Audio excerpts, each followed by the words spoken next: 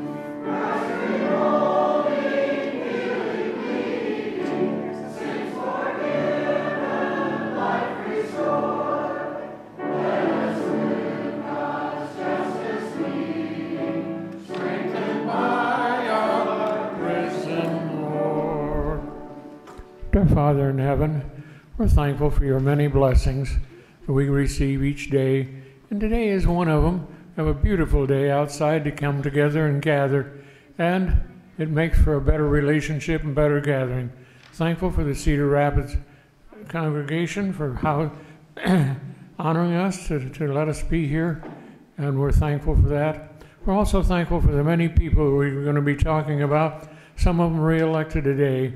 Help us as we think about that, and be thankful for those who are working for us, and be willing to volunteer to do some other things, whether you're on this list or not. So, Father, be with us as we make decisions to help our campgrounds and our mission center go forward. We've had some good work there, and we want to continue it. So please be with us as we make these decisions today. And then be with all of us as we return to our homes, that we can do that safely. In Jesus' name we pray, amen.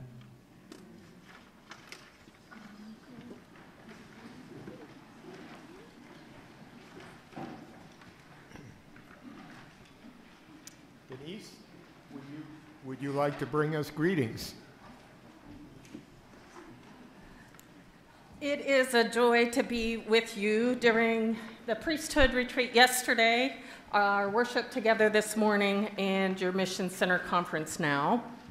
I bring you warm greetings from our Apostle Robin Linkhart and from World Church as well. I know that as Robin travels to be with our brothers and sisters attending the Headwaters Mission Center conference today, she carries you in her heart and in her prayers. We are all thankful for your love and dedication as you respond to God's vision and Christ's mission in this part of the world.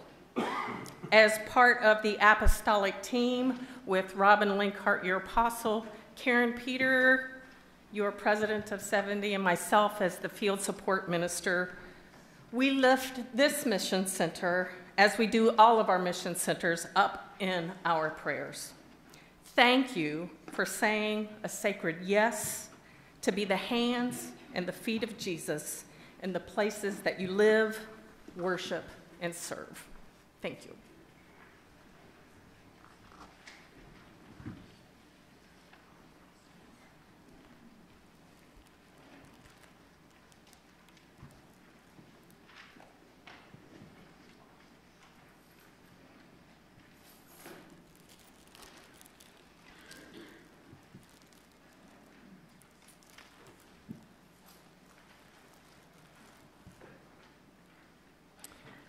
At this time, there are two people, or one person and a couple, that I would like to give special thanks to.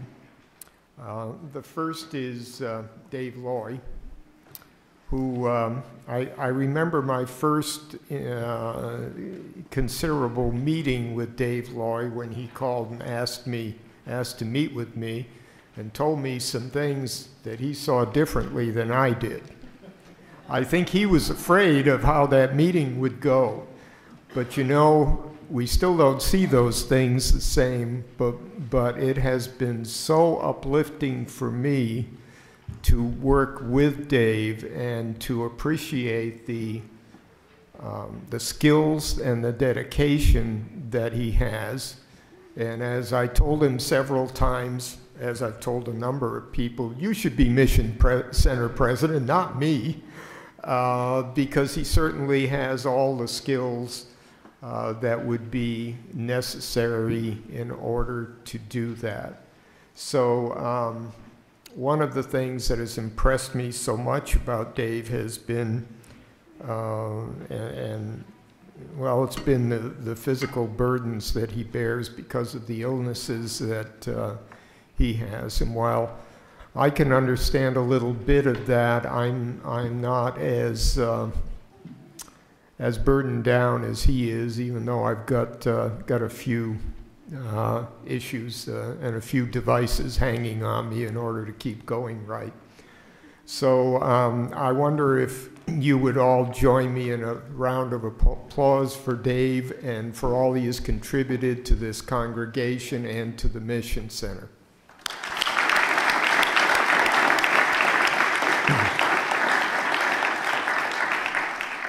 I should have mentioned also that he traveled to the Moline congregation and did a tremendous job supporting them for, I think, the better part of a year. So that is another thing that I really am so thankful for.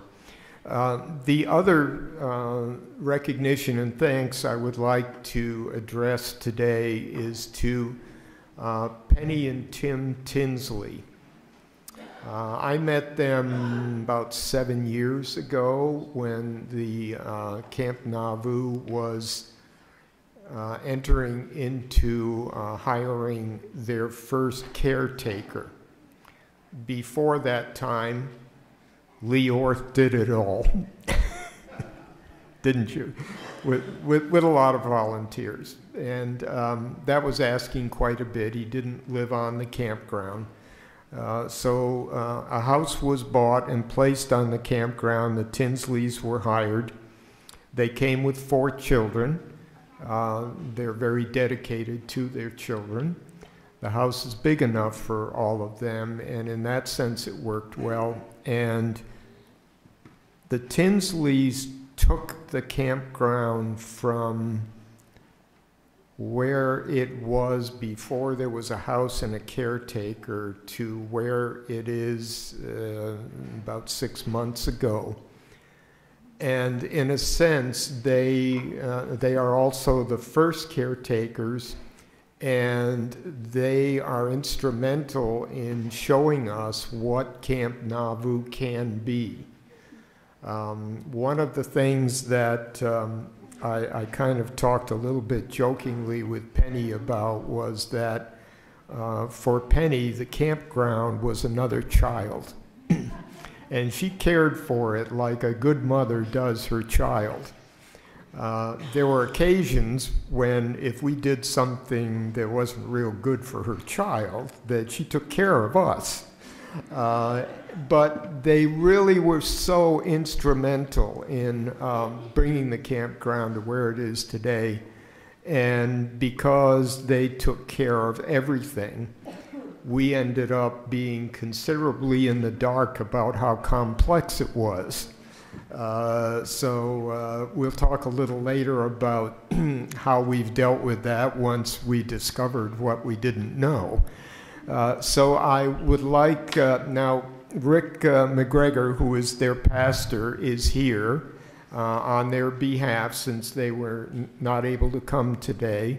And so I hope, Rick, that you will take our sincere thanks and appreciation and gratitude and all those other good things, and let's have a round of applause for the Tinsleys.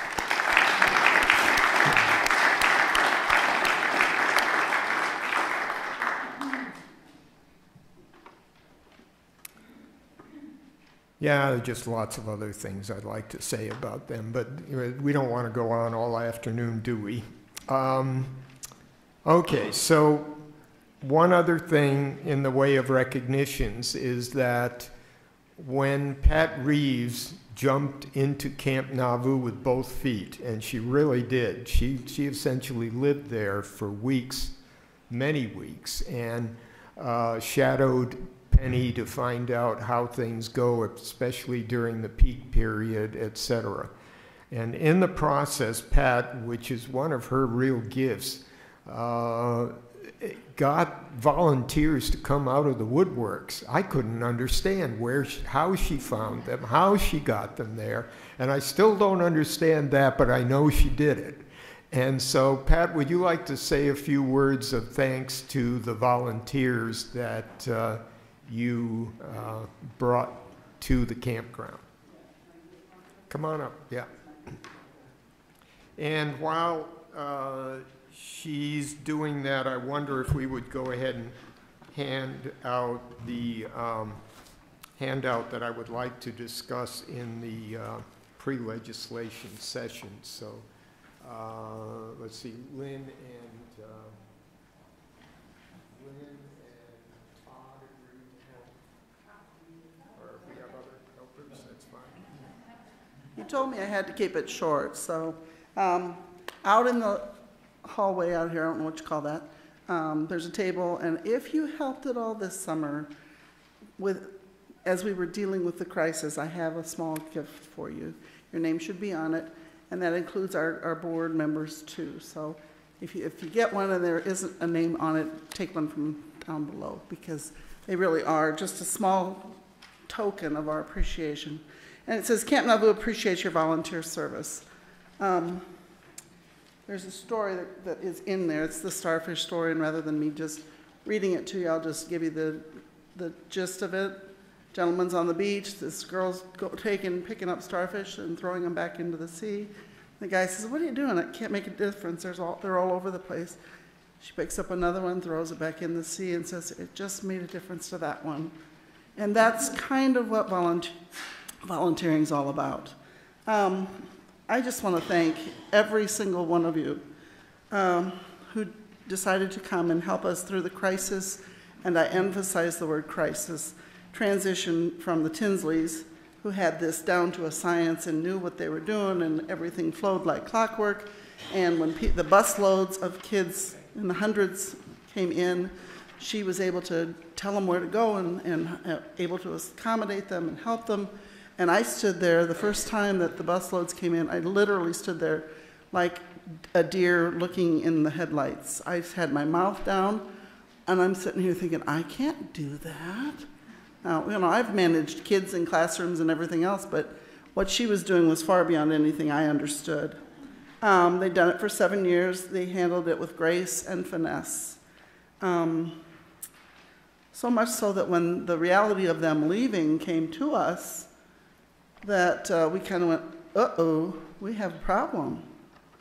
And so I went down, as Robert said, and I stayed and literally shadowed Penny day after day after day after day.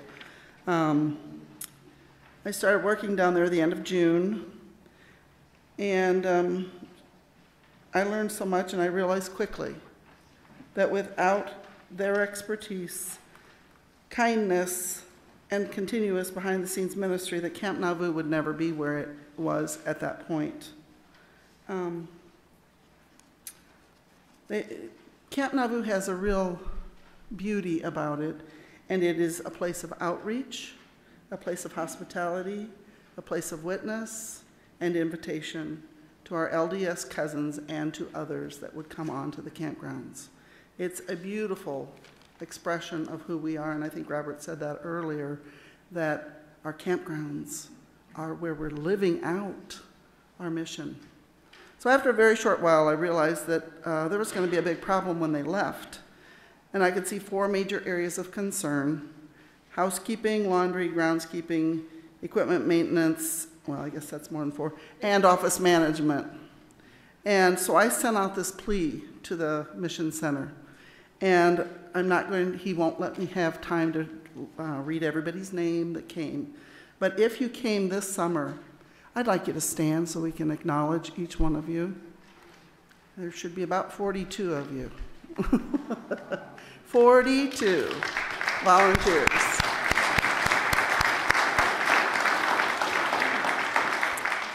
I can't say thank you enough. It really did make a difference. So, thank you.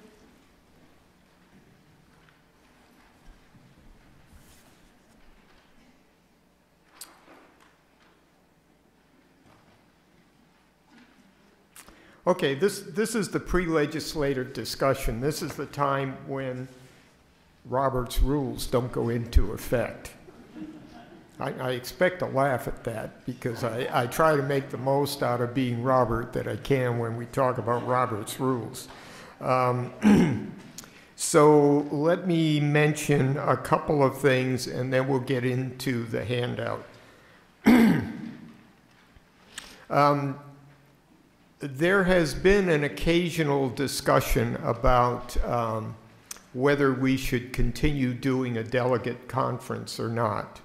There were years when I thought we should not do that, but should allow for a delegate conference to be called by a group of a certain number of people, and et cetera. And then over the years, I've seen and heard other things which indicate that instead of more people coming, if we don't have a delegate conference, we might have less. So, you know, that seems to be the way it's worked out some places. So I'm a little bit on the edge about whether the delegate conference is a good thing or not. But I did have one specific proposal about that, and I think what I would like to do is simply to say, we don't have a specific proposal this year, but perhaps given some of the things we're going to consider during the year, that might be one of the things we would talk about. Another thing, and this kind of gets into one of the themes that I want to be sure you understand. At the last conference, you were promised a motion about a different way of doing the congregational assessments. I confess, there was no way I could do that, and part of that would have been to have pursued all of the congregational audits to completion in order to be able to do that. I haven't been able to look at who submitted their audits and who didn't. I think I got about 3/4 of them about the time things exploded in my life, largely due to what's going on with construction at Camp Nauvoo. So I've defaulted on that. And again, perhaps that's part of a bigger discussion that we should be having. I want to talk about the Camp Nauvoo finances, but let me put that off for a couple of minutes and just say that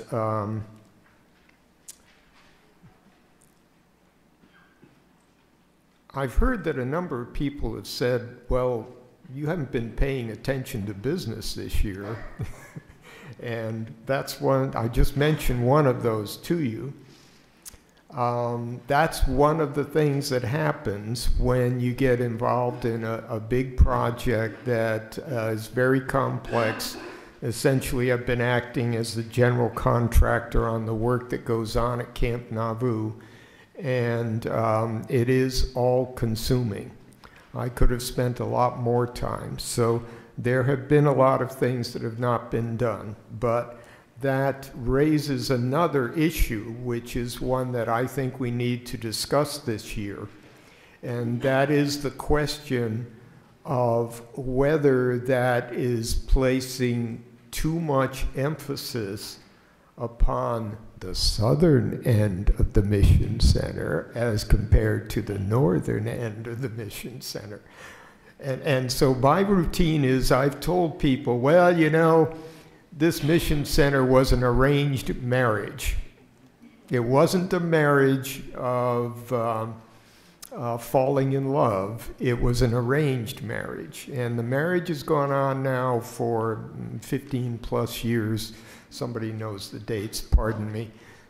Maybe it's time we have an honest discussion about whether everyone in the Mission Center really wants to be part of one Mission Center. And part of the reason I'm saying that is because of this question about the emphasis on what's going on at Camp Nauvoo.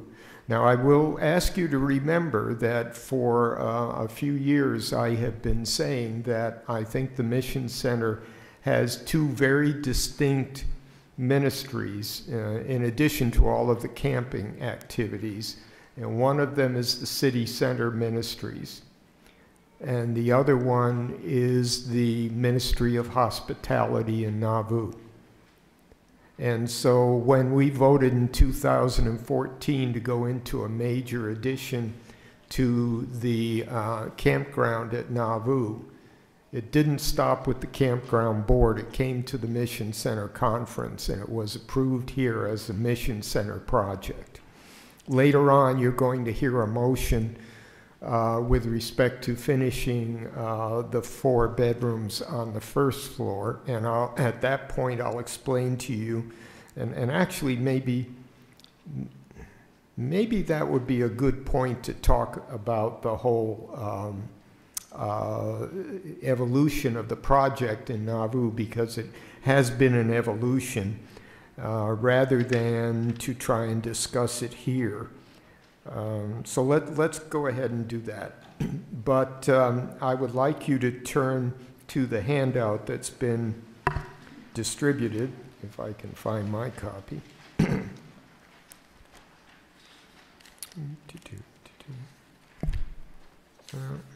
Are there more copies there? I'm having trouble finding mine. I got all organized, but there's still too much to keep straight. So I hope you've had a chance to read the text on to the members of the Cedar Valley Nauvoo Mission Center. The other side, I was a little nervous about putting my picture on it, that you'd think I was promoting myself, but let's talk about why that page is there. When I got my forum newsletter from the Historic Sites Foundation, this is what I found, my picture, and a whole bunch of things which make me sound better than I thought I was. But the one thing I want you to get out of this is that one part of me characterizing what goes on at the historic sites and our hospitality there is that the Mission Center has been providing $4,000 a year to support one intern at the historic sites. That money has been gratefully received by them, and as they say here, they'd love to see some other mission centers doing the same thing. But we, by accident of fate, have Nauvoo in our mission center. So, how do I say this in the simplest way that gets around a lot of the verbiage here. Maybe the simplest way is to say, I don't want to preside over a funeral of congregations in this mission center. If that's where we're headed, I want somebody else who is willing to do that to preside. I don't want to do that.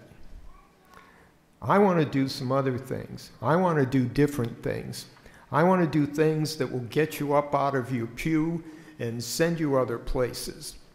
I want to,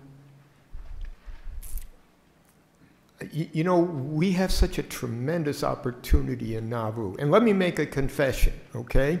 In the late 1960s, I visited Nauvoo for the first time, and I was living up in a Chicago suburb. And I was reading Flanders' book, which became very notable because accurately, and we had not been for so many years. And I just fell in love with Nauvoo. The next summer we came twice, the next summer we came 4 times, the next summer we came 8 times, and we bought a building and started working on it so we'd have a place to be. By 1980, I had moved there full time. And I wouldn't be standing here today if it wasn't for Nauvoo and for my love of the church history and my family history there, and that's my confession. So you know where I'm coming from. This last couple of weeks when I was on this bus tour and we had an opportunity to be in Nauvoo, Locke Mackay, who is apostle and also in charge of all the historic properties, gave a tour to the bus group. And he said some things that were kind of new to me in terms of the way of looking at it. And what he was saying was that when Joseph Smith was there in the 1840s and in revelations that he brought during that period, there was not just one building that was important to the saints, and he would say to their salvation. Well, that's his language. You know, we understand things a little differently, but he was certainly saying it was very, very important to what they were doing as a church and in their headquarters there. There were 2 buildings. One of them was the temple. And the LDS Church has done a wonderful job of restoring that. When you drive to Nauvoo from whichever way, it's dominant in the landscape. And it's a wonderful restoration of that. I wish they would periodically allow us, I could say some, but would allow us to go through it periodically. When it was finished,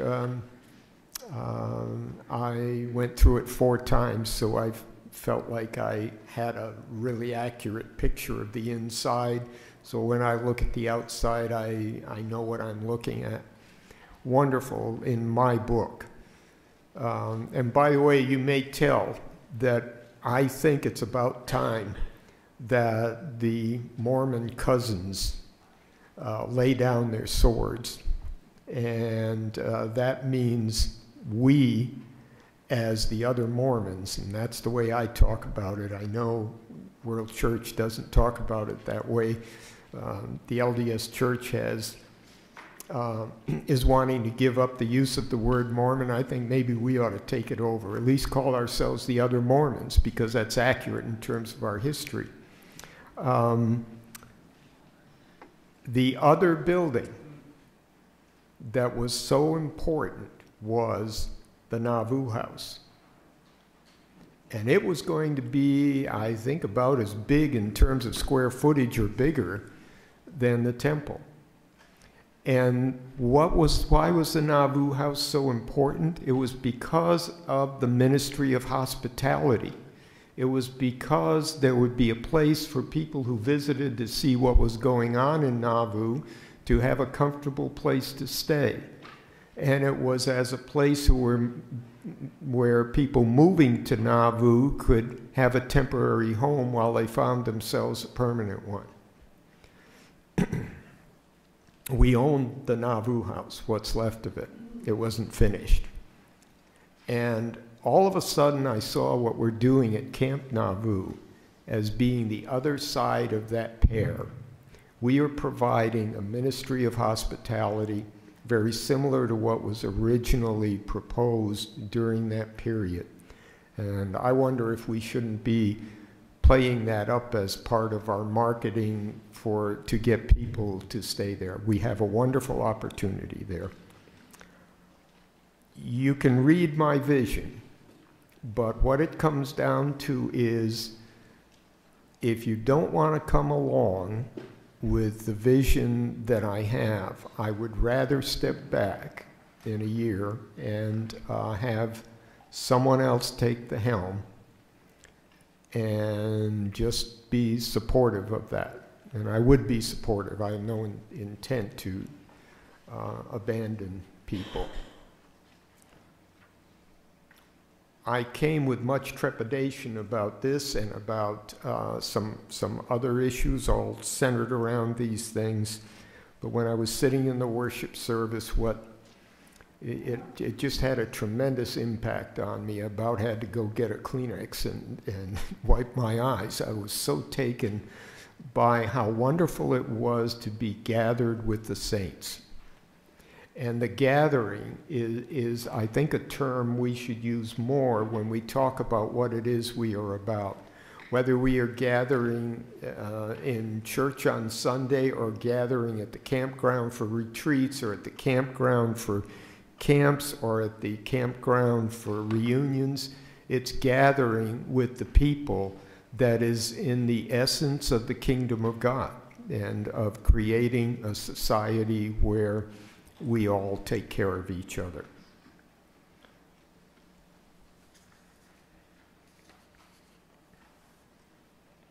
How will I know if you want to go along? If I ask people to serve and nobody wants to serve, I guess I'll know. We can't finish the project in Nauvoo, and let me be careful about this. We have completed, except for a couple of things for which the money is sitting there. The couple of things that are left to do are the entry hall on the first level, the meeting room, and the elevator.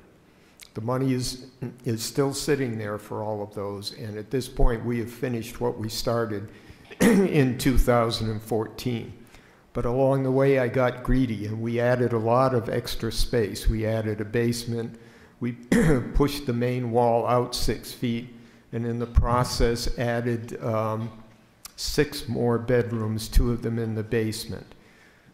We should finish those 4 rooms on the first floor, 2 in the basement unfinished, 4 on the first floor unfinished, 8 on the second floor finished. We should finish those 4 bedrooms because we already have people asking about that kind of space, but we would need donations in order to do that, and there is a motion coming later on that. So what do you think? Do you want me to go ahead and explain the items in the budget that have changed? I should do that. The Mission Center budget, and let me see, let's get a page here. It's close to the end. How about page 32 and 33? If you look at that, you will see that the 2018 budget total expenses, which is on 33, is what I sort of consider the major issue, is going down about 13,000 from what we budgeted for this current year. A number of things have happened that have reduced our potential expenses there. In some ways, we've been more economical. Reorganizing the Youth Ministries Council brought together a bunch of balances in many accounts, which ended up being a fairly substantial amount of money in one account, which, you know, was the objective of what I was doing there. And that really kind of has taken us along this year and probably will next year. So we can reduce a fair amount of the money that we were allocating towards youth ministries. The other thing is that I made changes. You can go through them and see them, and if you have questions. I made changes where there were large amounts of money that we were just not spending in a budget account, with the idea that it would become a more realistic reflection of what we're doing. Now, if you think that a certain budget category should have some money in it in case something comes up and we need it, then I think you don't understand my view of budgeting, which is that what we're trying to do is to project what it is that we will be spending.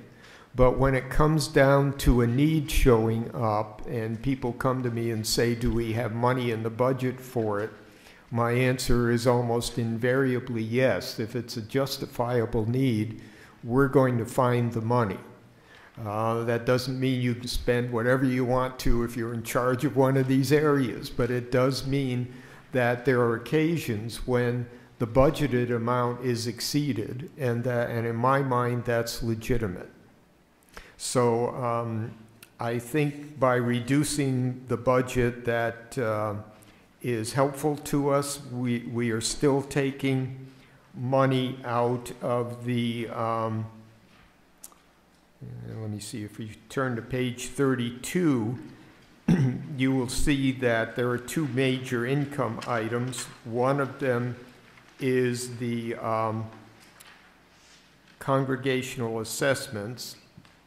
And this year I held the congregational assessment amount constant despite the fact that some of the membership numbers were down. That meant that the per member went up a couple of dollars. That again is something that I think the Mission Center Council should be considering a lot of these kinds of things in the next year, along with trying to figure out, you know, how do we want to run the Mission Center?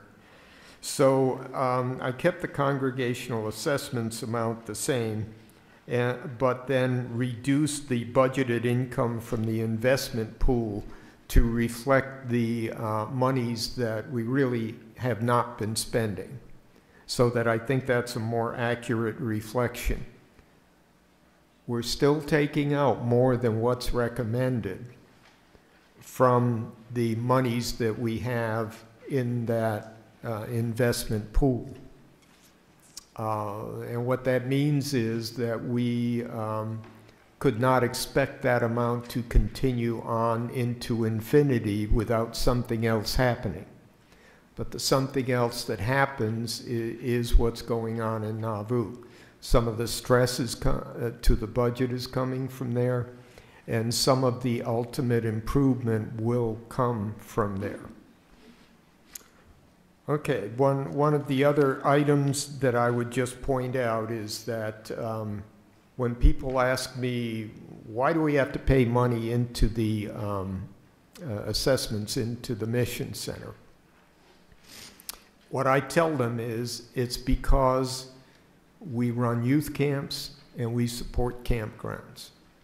So of that $32,550 that comes in from assessments, $20,000 goes to CVG, and the youth camp ministries are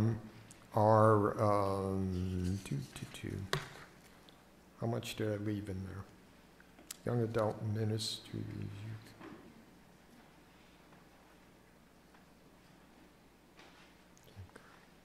Youth Ministries support I reduced to $3,000. There are other items in here which have to do with camping. So I would say that if we got rid of our campgrounds and all of our campground programs, you might not have very much, if any, mission center assessment. And then in a few years, you wouldn't have any mission center. So I don't think we want to do that.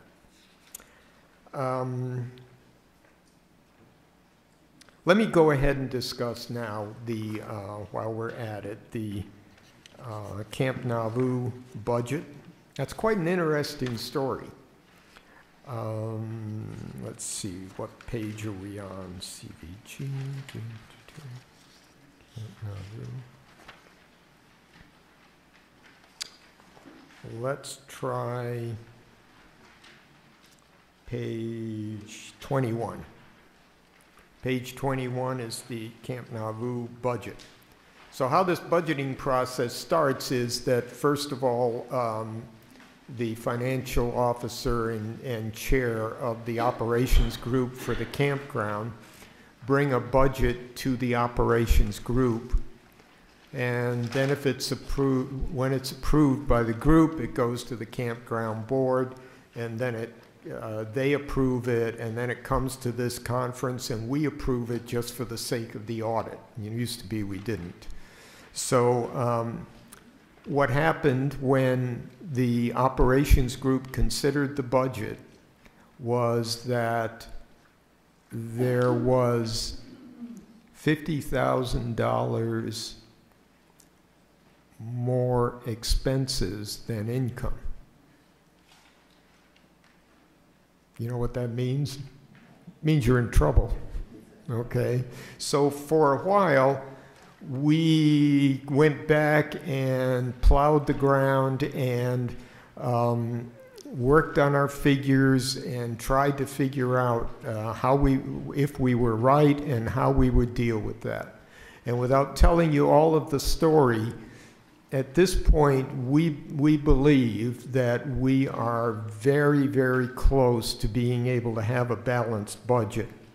That's based on some pretty good figures that Pat Reeves is giving us about existing reservations for next summer.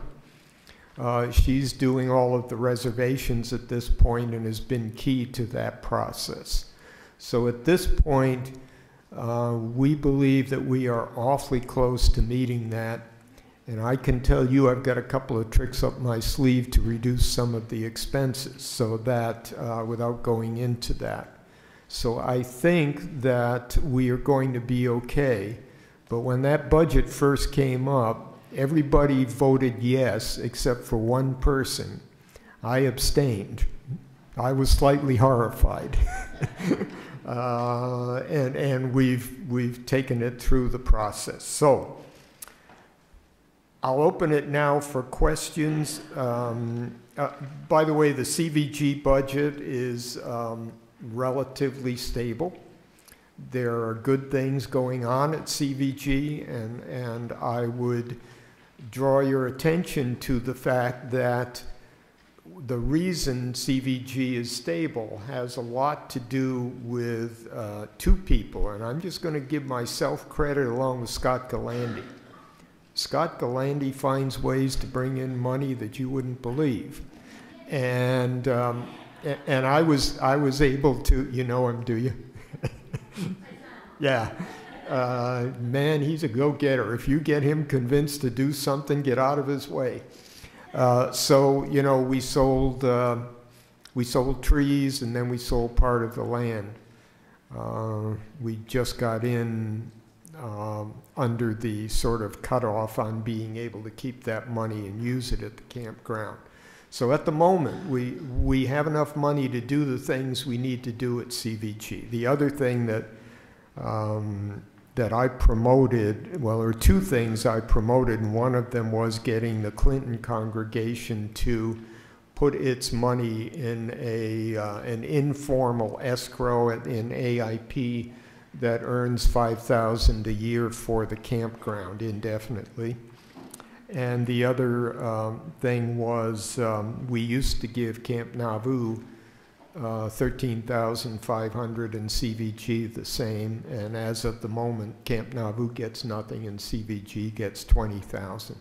And I promoted that too. I wanted to see, you know, you will remember that early on in my tenure, I think when Doug and I were working together, I made some rash statements and said, we are not ever going to sell a campground, so you need not ever be afraid of that.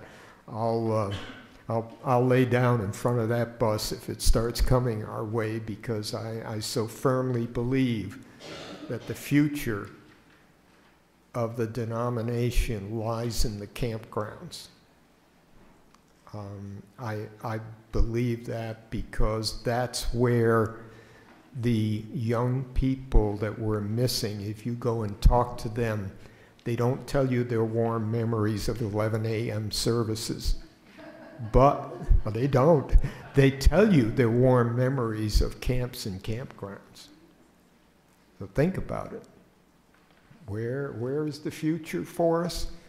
I think we need to be using the campgrounds way more than what we are.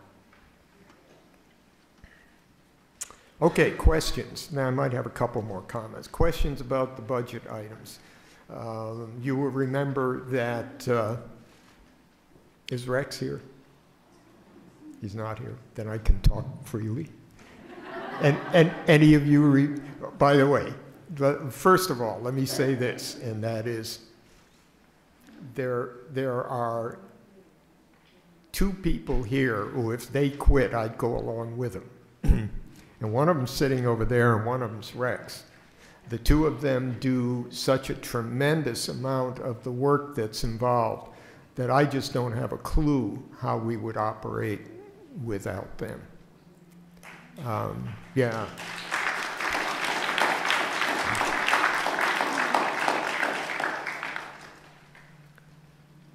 Okay, questions about the budget. I think, Anita?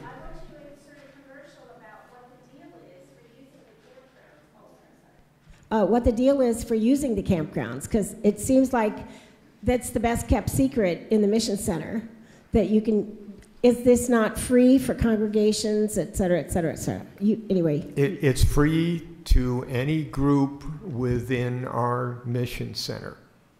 I don't know that we've addressed the individual issue, but I think we can do something helpful there. But certainly congregations are not required to pay.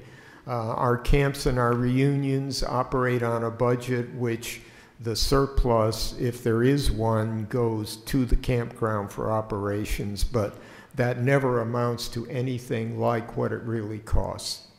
So that was a decision that was made before my time, and I agree with it. A lot of the work we do and the money we spent is so that we can use them. And heaven knows the campground at Nauvoo now has facilities that are parallel to a hotel, and that, you know, I want the congregations to be using them. And the facility is big enough, we could have a small two small congregations, or even a small and a big one, having retreats at the same time and maybe sharing a little bit. Wonderful things we can do. Thank you, Anita. Question? Way at the back at the window.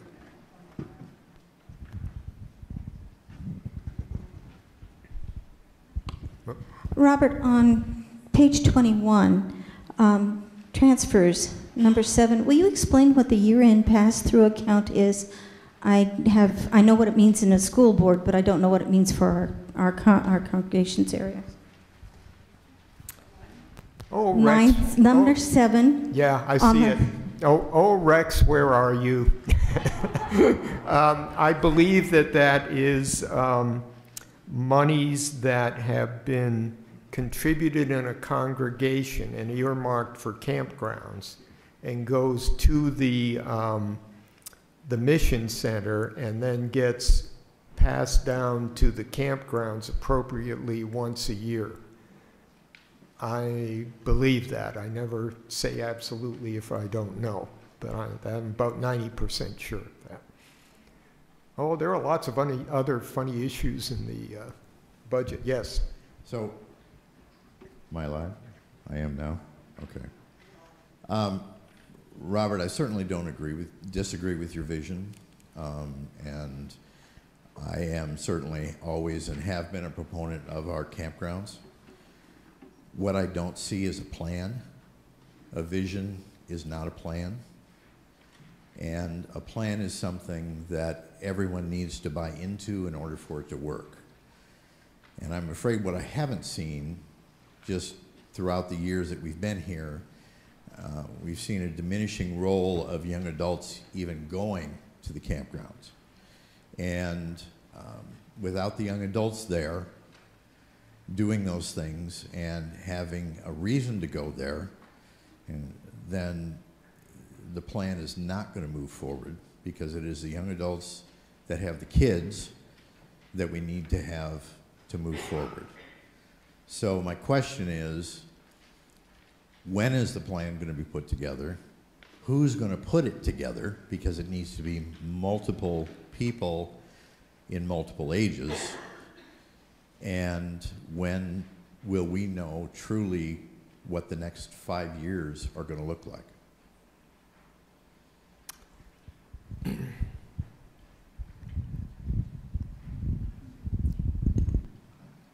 Part of that I'd like to address privately, because I don't want to publicly acknowledge all of my frustrations, I guess. You're very accurate. We are nowhere near implementing a plan, or even having a plan to implement. And at this point, I'm not sure we're together on a vision. And that's what's bothering me, is that, you know, in order to do some of the things that I state here, and I just sort of did, this is my vision, this wasn't put together with other people or reviewed or anything else. It's just what came out one early morning. When we try to get people to do things,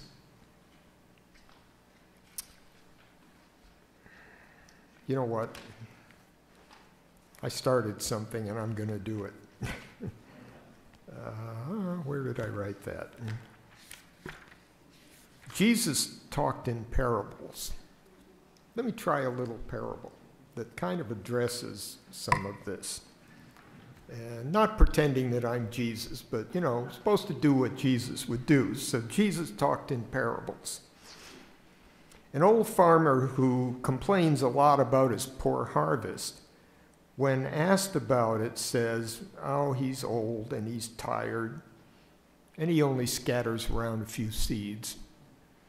But he doesn't know why he doesn't get a reasonable harvest. What do you think about that? Now, they used to ask Jesus, well, say, Master, tell us what this means. The field is the young people. It's the children.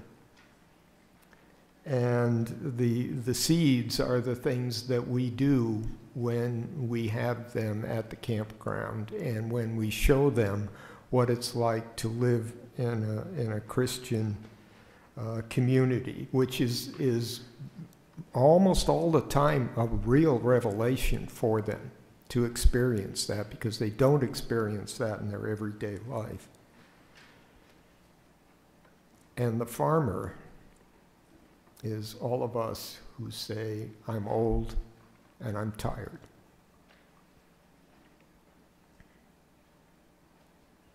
I think I was saying that almost 10 years ago. And then I jumped in with both feet. And my current expression is, I'm overwhelmed, okay? But it's doing things that I think are good for people in this mission center. And I just say to you, the farmer needs to get out there and till the fields, you know. if we ever expect to get the children back, they aren't going to do it. We have to do it while we still can. And for most of us, we can do more than what we think. So, second parable. A farmer planted a field and tended it properly as it grew. But he went on vacation in midsummer. And when he returned, his crop was dried up and lost. What I intend that this means is that the children we do bring through our camping program, when they graduate from high school and are no longer in the high school camp, we abandon them. We don't have any legitimate program where we keep them in a community in the age range they're in. We need a college age group. We need a group for families with young children. We need a group for families with teenagers. Boy, do they need a group. You know, the families with teenagers, I've been through that twice because we got our grandchildren later on. Went through it a second time. When people talked to us, I said, well, yeah, it's hard, but at least this time we know we're going to survive it because we did it once before. And all of these groups have their needs and their stresses, and then there's the people who end up with an empty nest and they spent their life tending the nest. And then there's us, you know, most of us wandering into retirement and needing needing a group to be with. So I see this as being one of the key things that's missing, and that if we really think we want this denomination in this place to continue, that we have to address this issue, and it's us that would do it. Dave? Just two other points and then I'll shut up. You can see why I love Dave. He talks about the real things. Go ahead. I think the 2 points that I have is we've put a major expensive cart before the horse in the work that's been done. I don't deny that it needs to be done. I don't deny that it should be done. But we've done it without really talking to the people that we think are going to use it. In my work life, it is such that you don't assume what a group of people want and say, we're going to do this for you. If you ask them what they want, then they're more apt to do it. And I don't see that they've been asked, do they want this? We're saying, we're doing this for you. So can I ask Pat if she would respond to that in terms of the connection between what we're doing and what the people want? Would you be willing to respond to that? You have the most on-the-ground experience with people at Camp Nauvoo of anybody who's here. What? LDS people? Well, Dave, Visitors? are you talking about the needs we have in our mission center, or the needs of the pilgrims at Nauvoo? Yes. Both. It's the idea that if we are doing all of this at Nauvoo for the young adults so that they'll be there, if that's a group that we want to be there, have we talked to all the young adults that are out there and asked them if this is what they want? Because I'll tell you, that some of the young adults I've talked to said, I don't really want to go there. I'd rather have something that's more local. And it has nothing to do with the quality of Nauvoo. It has everything to do with they'd rather do something over a weekend where they can go home and come back and do it. So that's just a few people I've talked to, which is not by any means everybody. I'm just saying we're doing this major thing, but have we really talked with them in groups and said, what do you want, without saying, this is what we're giving you? So let me address that, and then I'll let Pat talk. During my first year as president, I went to a number of different places and events as part of exploring the issues that face us. And one of the things that I did was to go to the Guthrie Grove Emerging Congregation and see what they were doing there. And what it boiled down to, in my estimation, was that we didn't have the facilities to support that kind of thing which was going on there, because we didn't have modern rooms with their own restrooms.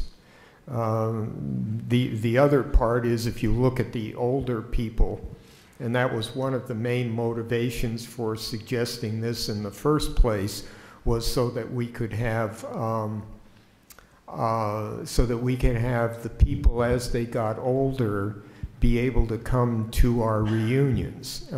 That actually happened last summer. We had 2 or 3 families that came to reunion and contributed substantially to the activities that would not have been able to be there without the new facilities. So that was one of the original motivations. And then we got into seeing the possibilities for other groups that we were seeing going on other places. That's how it evolved in my head, along with what was going on with the people in Nauvoo.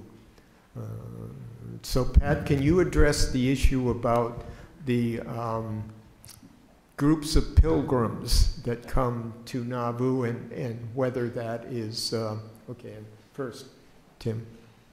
Do you? Yeah. When I was 30 years old and I joined the church, it was up in Guthrie Grove that my wife and I got married and where I was baptized.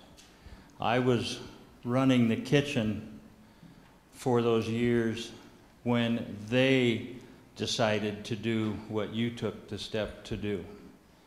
They did not really yes or no. It was just done. And you can see the results today. So it does work. Thank you. Pat, you want to address the groups and whether it's what they want? I can address the groups that are outside of our community of Christ families. Is that what you're wanting me to do? We have a waiting list for people to come on a regular basis. They come for 2 or 3 days, stay at the campgrounds, are excited to be able to be at the campgrounds. We have conversation all the time with these individual or groups. They're large groups. They're 50 to 100 to 200 to 300 people that want to come and stay at our campgrounds because, number one, in Nauvoo, if you've ever been there, you know there's limited housing there. We provide affordable housing, and it's within a short distance of where they want to be in the flats area. And as a result, I'm constantly receiving phone calls about, can we have an event there at your campgrounds? And of course, now we're on the website so they can see exactly what we have, and they can make their reservations online. And we are, right now, I'm working on 2020 reservations. Our 2019 reservations through the summer months are full. Yes, and it's it's exciting. It's really exciting for them, and it's exciting for us. Not as a moneymaker, it's exciting as a witnessing, invitation, outreach opportunity. And they're coming to us. It's like, wow, it doesn't get much better than that, does it? For those kinds of witnessing opportunities. So I think your question, Dave, was more related to our own internal people. Yeah, our young adults. Our young adults. And that's why I was giving you the look when you asked me to talk, because I think he wants to know about internal. Yes? Well, my comment is that when we have CVG board meetings, we're always accepting input from people who have attended reunion, who have been at the camps as counselors, the people who are on staff and know that these are the comments the kids make back. Hence the promotion of the screens on the cabins. That's fine. Okay, so at CVG board meetings, we get input from, Lisa is still in cabins or helping with his camp staff, and we just get input from people. What do you want done? And one of the things, they didn't like the bugs, so we've added screens to the cabins, and we do what the kids, I mean, we know we've lost customers, quote, quote, I know that's a bad word to use, but it's out there. And when they dealt with the bugs, they didn't come back. And so we just need to do things that will make it more conducive. I know we're living in the bugs world, but some people don't get that. Anyway, so yes, we do ask for input, and we do work on their ideas to make, because they are the customers, and if they don't want to use the product, then we're making the wrong product, if I get your drift, right? Yeah. So, yeah, is that Doug? I don't have my distance glasses on, so people are a little fuzzy to me. I know that at least at Camp Nauvoo Senior High Camp, that at one of the last meetings that they had, or gatherings they had with the campers, they went over things. What would you like? What didn't you like? What can we do? I know that that happened because we had Myra in the back working with the books, and she was asked to leave because it was a closed meeting. I know, content-wise, are we ever going to be able to do everything for everybody? No. But there are opportunities that both campgrounds have that are different. They provide ministry in different ways to different groups of people. Camp Nauvoo is set up for, older people. It's set up for kids. I can tell you that kids are going to want to stay in those rooms because it has a bathroom and because it's air conditioned. I can guarantee that they're going to want to do that. We just need to provide the time that they can use it. Facilities-wise, it's difficult for us to put a plan into place and say, we're going to do this, and we're going to do this, and we're going to do this. We have to trust the camp directors and the staff and the leadership of the Mission Center to help that come to pass. I could go on and on and on like Robert has over... Oh dear. That came out the wrong way. But I'm not going to.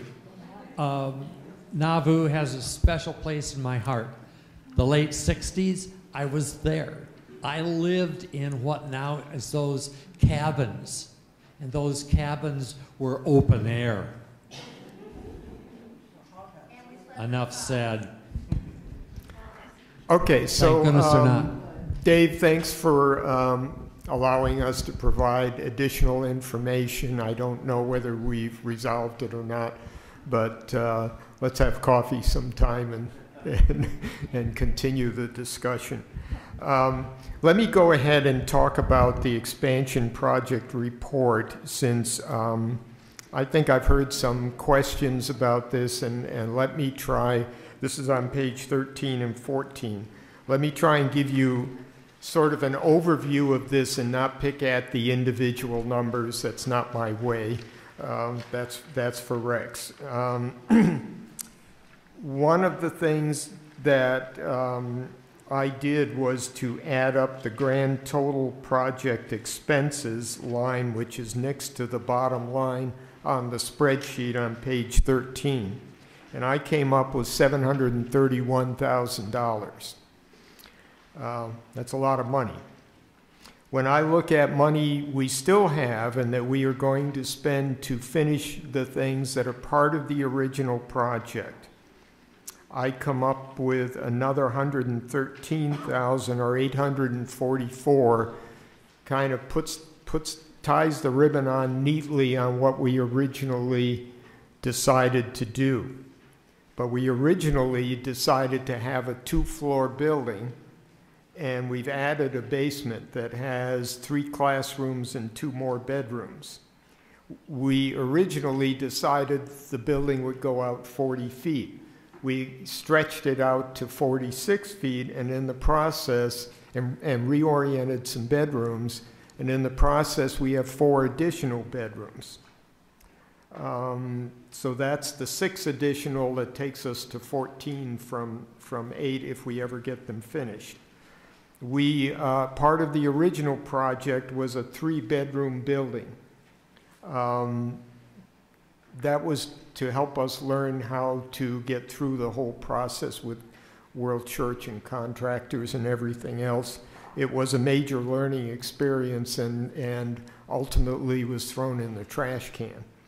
And instead, we have 6 tiny houses. Instead of 3 bedrooms, we have 6 tiny houses that each have a bedroom, bathroom, and a loft, sleeping loft, etc. So the 844, the question is, how much did we approve in the first place? If 844 is what we will have spent when we tie the ribbon on it. And the answer to that is the original presentation, the best I can figure, in the motion, it adds up to $760,000.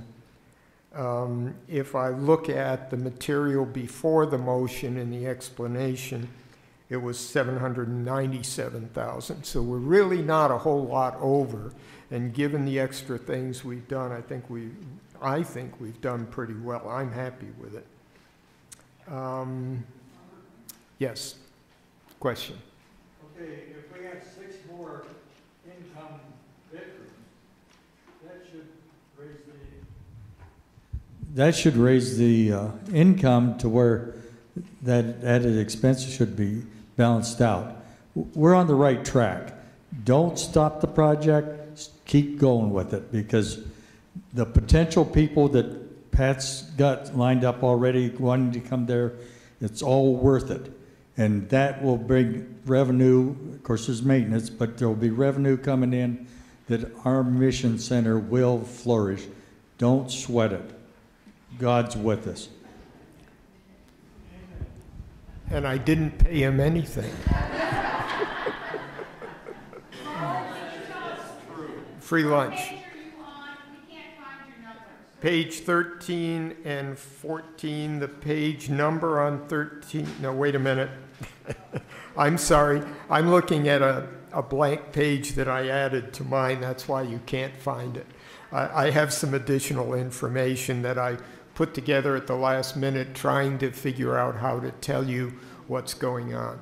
So the bottom line is, when we tie the ribbon on what we originally proposed, plus the things we added that weren't in it, but they're not finished, they're just, at least those bedrooms, I come up with 844, and I believe we originally proposed something in between 760 and 797.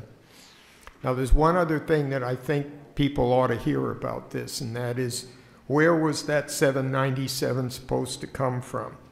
It was because I try to be very sensitive to the old, and I know this is taking time, but this is really a big issue. At least it is for me, it is for the project, and it is for the Mission Center. And the original money scheduled was Camp Nauvoo had a fund, an AIP, a fund with 247,000 in it. And we were planning on borrowing 400,000. That actually got knocked down to 374, and that's okay with me because the loan is hard to pay off. And we were proposing 150,000 in donations. Okay, so at this point, we have about 100,000 in donations. I would say 3/4 of that 100,000 come from 2 individuals. Just to give you an idea about what's going on here. The rest of it comes from congregations and very few from other individuals. Deb, do you know if any of that has come from either individuals or congregations in the old Cedar Valley district? I think we've talked about that, and I don't think it has. Have you got any donations from? No congregations, yeah. No individuals. Yeah. So as of the moment, the old Cedar Valley district really doesn't have an oar in the water unless you think that, let me say this. One of the things that we also did, and I can't remember where this fits in here, was to use some of the money from closed congregations in the old Nauvoo district, but we never touched any of it from the congregations in the old Cedar Valley district. So we've tried very hard to not make assumptions about the support from the old Cedar Valley district. But we're coming down to the point where the old Cedar Valley district may be the ones who determine whether or not we finish those rooms. All right, so I think I am about ready to vote on the budget to enter into the formal part. But if there are more questions, it's better we do it before we get formal about it. Anita?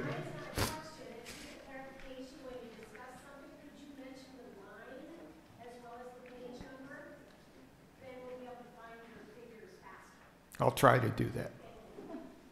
Wave your arm if I'm not doing it. Okay. Todd? One thing you did mention is the addition of the tree house and the property that goes along with that. That was part of that. That was, and that came, and it came about at what we projected, and it's become a very functional part of the campground. Robert, can I just say one thing? Yes.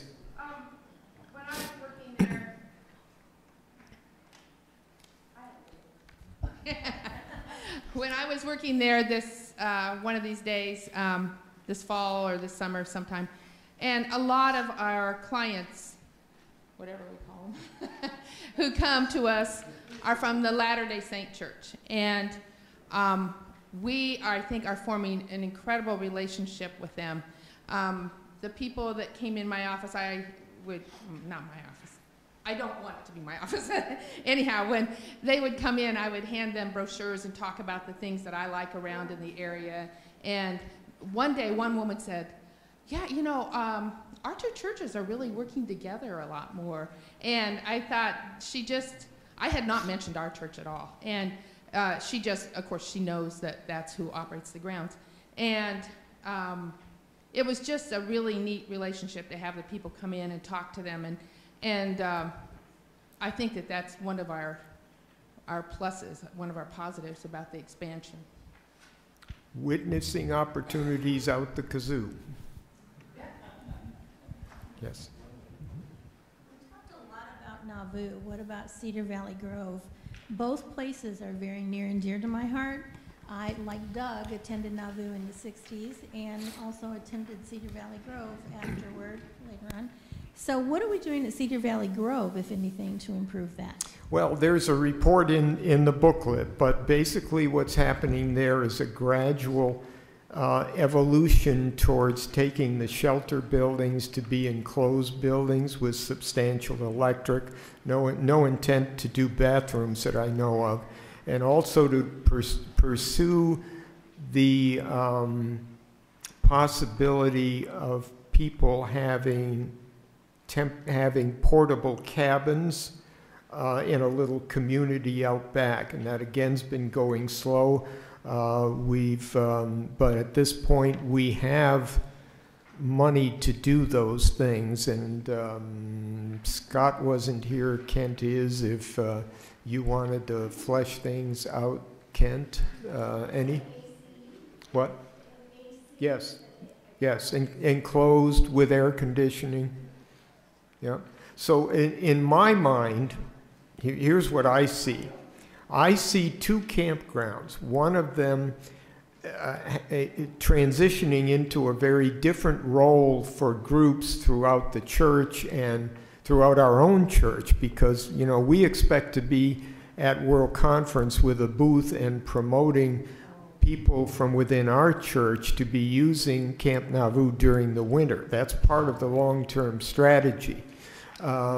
So I see a campground that's serving several different major groups, and another campground that is our traditional campground that we continue to improve for that purpose, and that's CVG.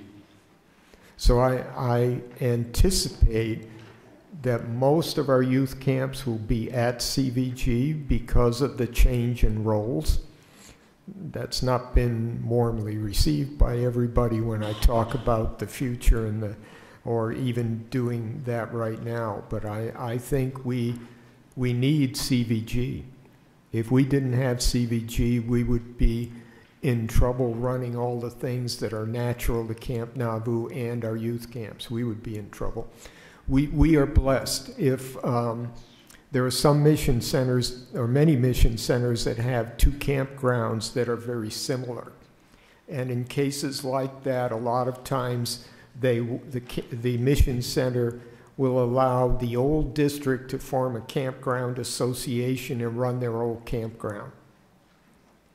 If we did that, it would be a disaster for CVG, quite honestly. It really would. You know, the two campgrounds together work as a pair, but they don't work well separately. Yes?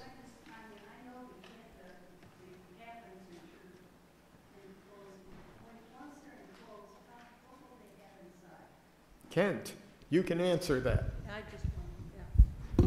The question was, what will the shelters have inside once they're enclosed? Our vision is that they will have insulation, they will have some type of an interior wall. It will have air conditioning, we will have bunk beds, we will have a bathroom, we will have a private changing area and a counselor area, all within that shelter. And that shelter is basically 24 by 40. So that's our vision. Bathroom too. Yes, yes. Wow. Now that's all 5-year plan kind of thing. But as we're trenching in new water and sewer line for the cabin community, the idea is we're going to trench in a sewer line to each one of the shelters. Yeah. Yeah. Great.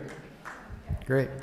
And you know, when Camp Nauvoo gets out of its construction doldrums, which is what really happened, you know, during construction you're not operating at peak whatever, I would hope that we could be focusing more attention on finishing all of those things at CVG. These things go in phases, and right now Nauvoo is all consuming. You can see that. The one thing I do want to add is, you know, we try and do everything with volunteer labor. So when we have a work day, I've always got something to do. Just had to get a plug in there, Robert. Okay. More questions or, okay. So when you said youth camps at CVG, could you explain, is that just CVG, or so Camp Nauvoo's not having youth camps? That's what I didn't understand. I can tell you my vision, and that is that we are having some difficulty right now justifying having senior high camp at Camp Nauvoo because of what it's costing us in terms of lost revenue. I'm getting some disturbing comments about that and about, even talking about it that way, but quite honestly, you can't do things if you can't finance them. And so the situation in my mind is like this. The junior camp that's run at Camp Nauvoo should always stay there because the kids are young and they need to be close to home. The senior high camp, we really have two possibilities, and we're going to be exploring those in a little bit. And one of them is that we move it to CVG entirely. The other one is that we keep part or all of it at Camp Nauvoo and go for a few days in the middle to Camp Eastman, which is a Boy Scout camp a few miles south that has a swimming pool and other neat stuff. And I think that actually might improve the experience for the senior high camp. So we're in the process of discussing all of those things. Just makes me concerned that we're concerned about young adults and young people, but yet we're putting revenue ahead of them when we get set time. I disagree with that, and that's a concern. So I was interested to see how many people agree with that. I need to know this.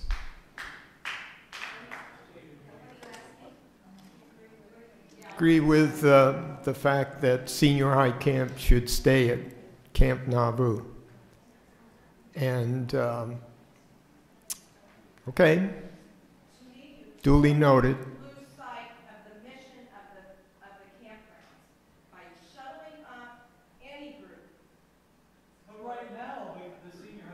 Okay, let me say this.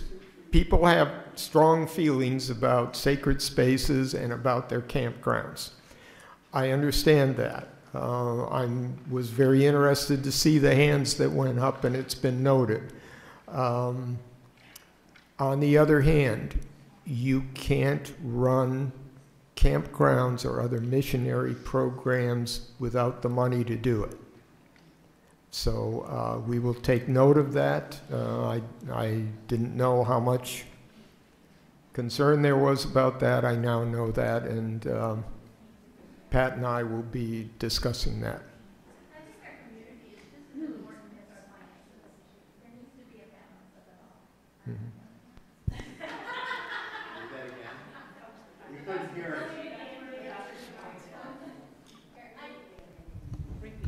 I just said I think our community is just as important, and the children, the youth of our community is as important as our finances are, so we need to find a balance where both of them can be taken care of. But we already have finances coming in, so why can't we find that balance between junior high, junior whatever, and senior high camp? You're only talking, what, maybe 3 weeks out of the whole summer? That 3 weeks is not going to make or break the campground. And No. Still brings in finances. Actually, 3 weeks would. It would send us deep into the red. But we're only talking about 1 week for senior high, and there's been no suggestion that there would ever be a move for the junior campers. And there's also never been any suggestion we would do anything about the reunion, because the reunion says what we are, and that absolutely needs to be there. But one of the things I need to know is what additional do we get for the senior high people by having it in Nauvoo versus CVG? Now, you don't need to tell me that right now, but if you want to email me, I'd like to hear that. Because remember, what I look at is a mission center that has 2 campgrounds and how to use them most effectively together. Was there another comment? So personally, okay, so I feel like since it's called a church camp, kids, they don't think of it as like a fun camp. They just think it as like a church camp. So like, what can we do to like build up like a reputation of fun, and like, you know, stray away from like church camp, but like keep the church in it, you know? Let me address that, and I'm glad to see it come from. You are younger, aren't you? I don't have my distance glasses. If you were 80 years old, I wouldn't want to say this. No, you're not 80. Okay. Let me address that and say that I have very deep concerns about the nature of our youth camping. And much of it has to do with what message we are giving to the kids, and has to do with the fun versus the spiritual versus the community part of it. I would like to have a youth camp conference next fall. I have some people who I think could come and put it on for us. And in the process, I would like to have everybody who's willing to take an oar in that process to be part of it, or who has been part of it, to come to that conference. We need to do something significantly different. We've just sort of been in the doldrums, and I take my hat off to the people who've been running the camps. They do a lot of work, and they feel like there aren't a lot of other people willing to help. But I think we need to be way more deliberate about what we're doing there. And the only thing I can say, I've been talking about this for years, the only thing I can say is we are going to have a new youth ministries chair next year. Brenda is the acting one for this year. And I want to have a conference, and I want to determine what it is we should be doing, and I want us to do it. Okay. That's youth camps. Can we move on to the formal part, or are there other? You have a hand here. Robert, this senior high camp, give some dollar figures when you say you're going to maybe. What's that? Give us some dollar figures. You say we'd have a loss if we could have the camp. What is the difference in dollars in income and expense? If you consider it, and don't freak out on me here, but if you consider it in terms of dollars and cents, to the week of senior high camp, and another issue is, could we move it to another week, like early August? The week that senior high camp is in there, the lost revenue for that week versus having one of the groups that Pat is able to plug in there is probably about $15,000. 15,000. How many kids attend senior high? 14 last year. Mm-hmm.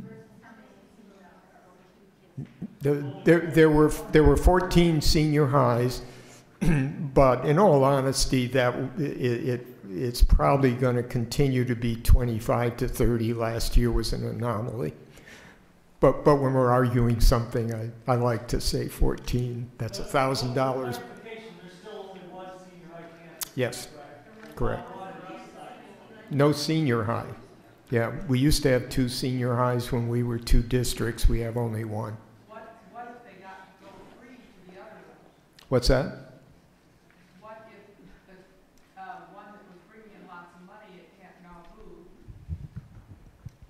If you're bringing lots of money at Camp Nauvoo and the senior highs couldn't go there, what if they could go free to the other camp if it's subsidized by Nauvoo that week?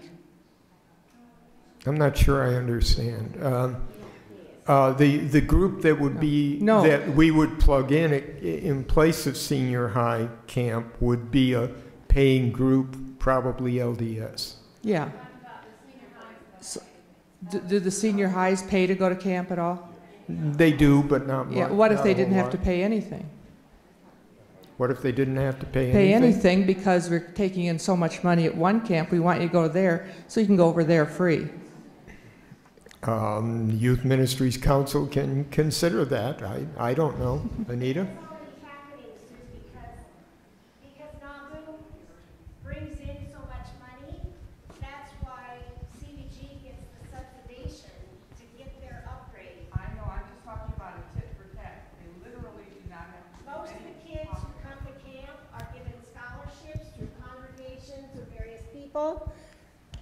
nobody is turned down because of financial.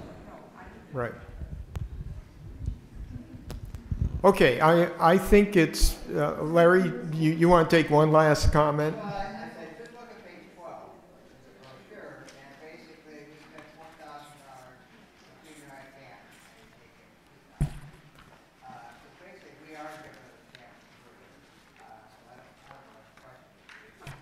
Well, I think if I have the right page, I think what happened there was they were planning on 25, bought food for it and staff and et cetera, and only 14 showed up.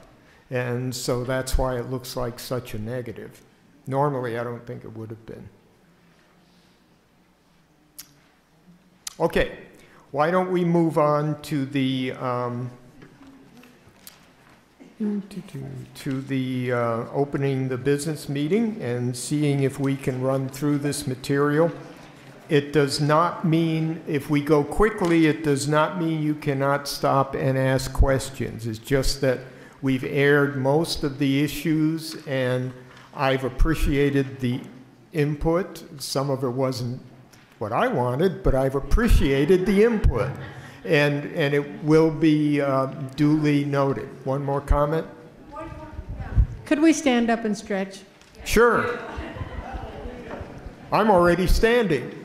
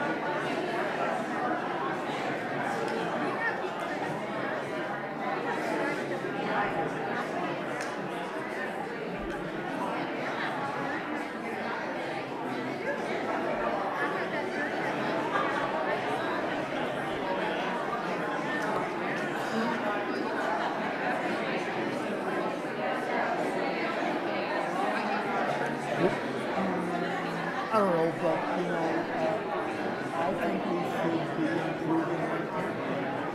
So we can't do both at the same time. So we worked on CVG for a number of years. Yep. Yep.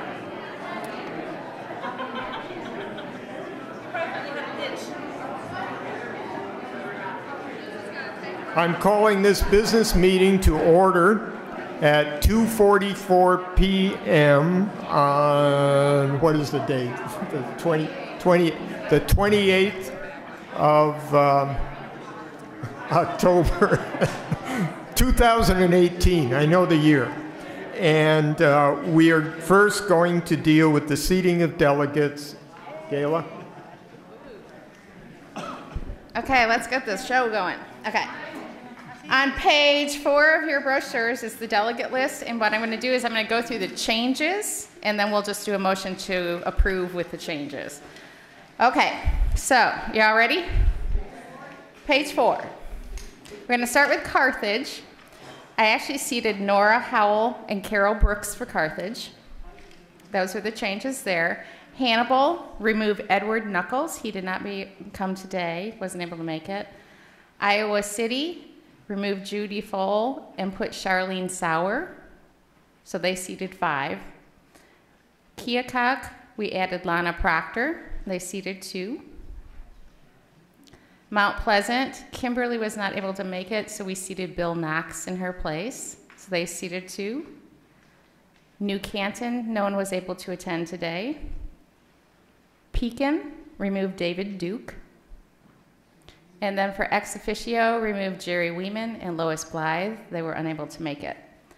So that would bring our total of seated delegates to 71. 2/3 vote would be 47. Can I get a motion to approve the delegates as presented? Dawn, and a second. Anita. And vote by raising your hand. Awesome, carried. Good to go.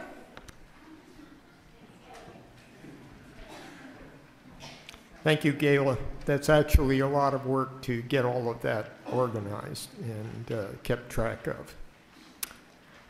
First of all, I would like a motion to elect a conference secretary. Would somebody like to move that Gayla be the conference secretary?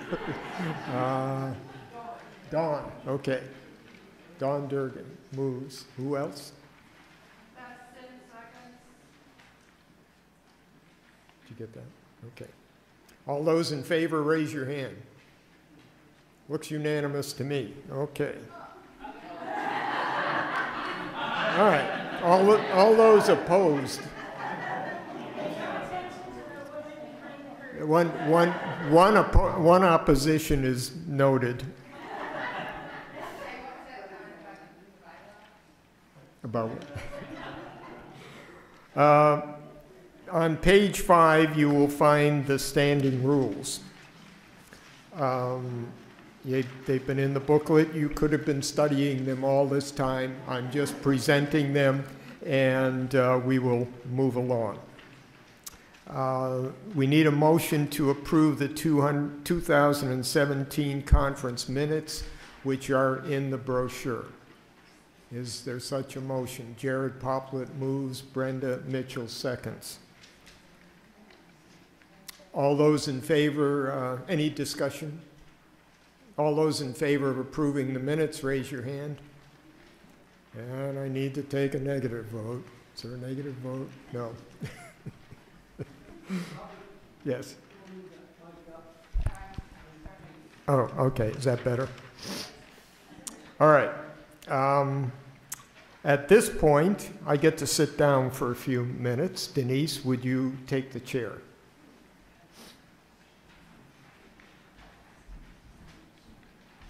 If you will turn to page 9 of your conference bulletin, I will read the letter on the top half of the page.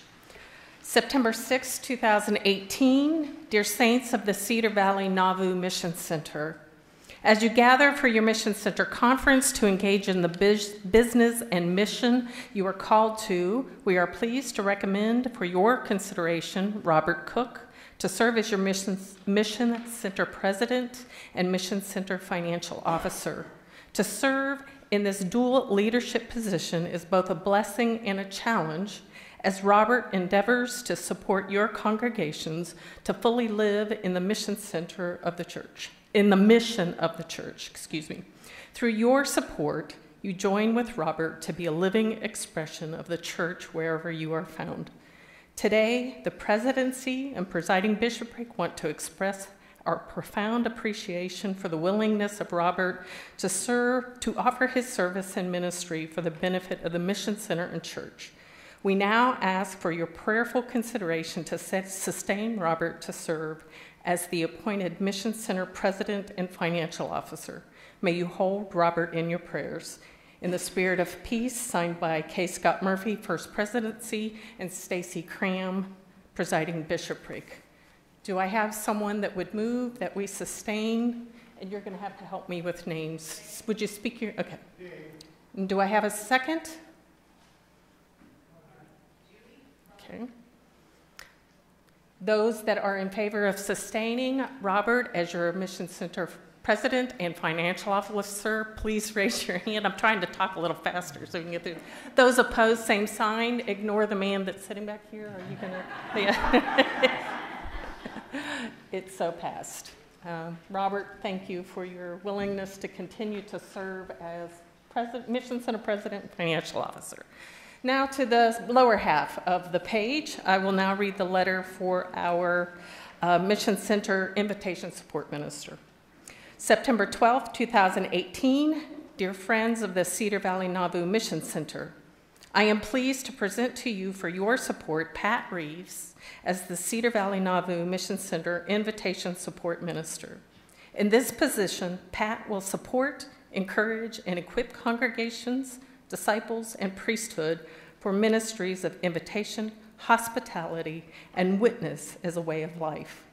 I encourage your support for her appointment. Blessings, Robin K. Linkhart, Apostle, North Central USA Mission Field. Do I have a motion to? Do I have a second? All those in favor of supporting Pat Reeves as the Mission Center Invitation Support Minister, please raise your hand. Those opposed, same sign. The motion is passed. Thank you for your support. I turn the chair back over to Robert. Thank you. I appreciate your support. You can't run something like this and please everybody, and I am fully aware of that, and much interested in contrary opinions. That's the only way you learn anything.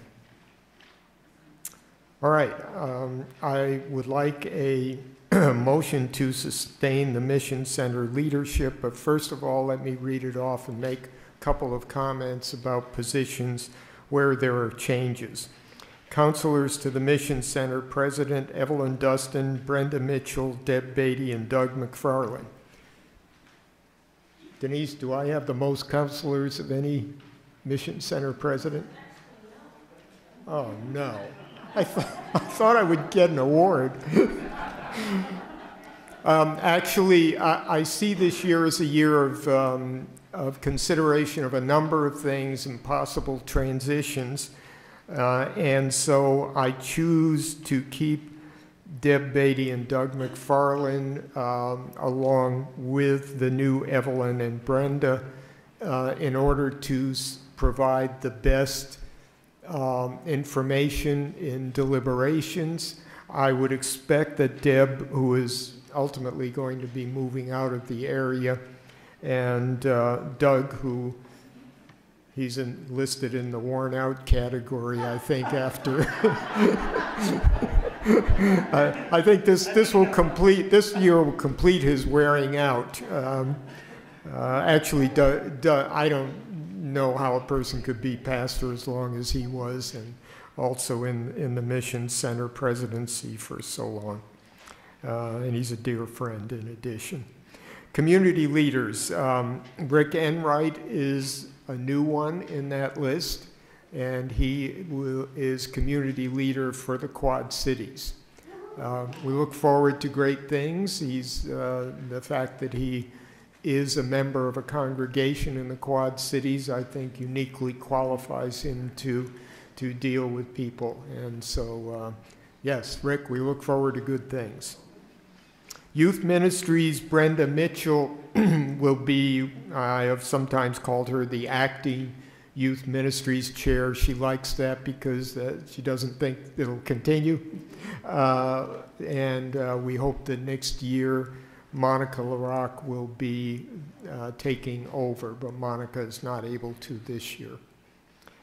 Melchizedek Aaronic Ministries, Jane McDonald, we're doing everything we can to keep her with us in spirit, if not ultimately in body. She is also ultimately, sometime during the year, going to move.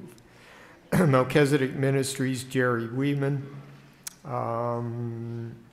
The other things I think are pretty much standard.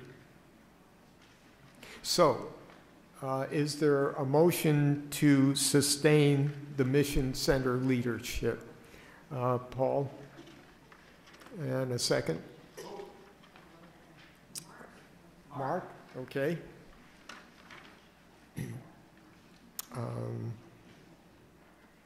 All those in favor of sustaining the leadership, raise your hand.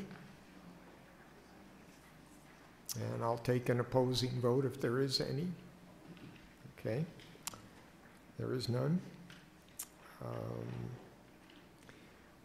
I will now move myself to approve the call to 70 for Pat Reeves. Is there a second to that? Jared Poplet seconds. Before I open it for additional testimonies, I would like to say a few words. Well, actually, I'd like Pat, first of all, to address the call. I'm putting myself in front of you again. Pat, would you come up and address the call?